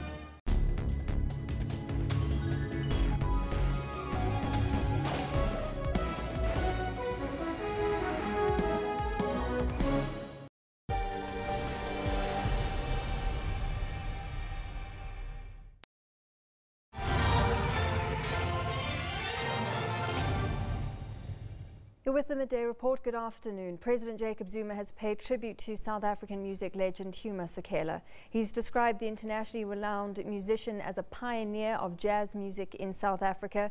The world is mourning the death of Masekela this morning after a long battle with prostate cancer. Masekela was 78. He was diagnosed with prostate cancer a few years ago. He announced his illness towards the end of last year and urged other men to get tested for the disease. Masekela was born in Witbank and began singing and playing the piano as a child.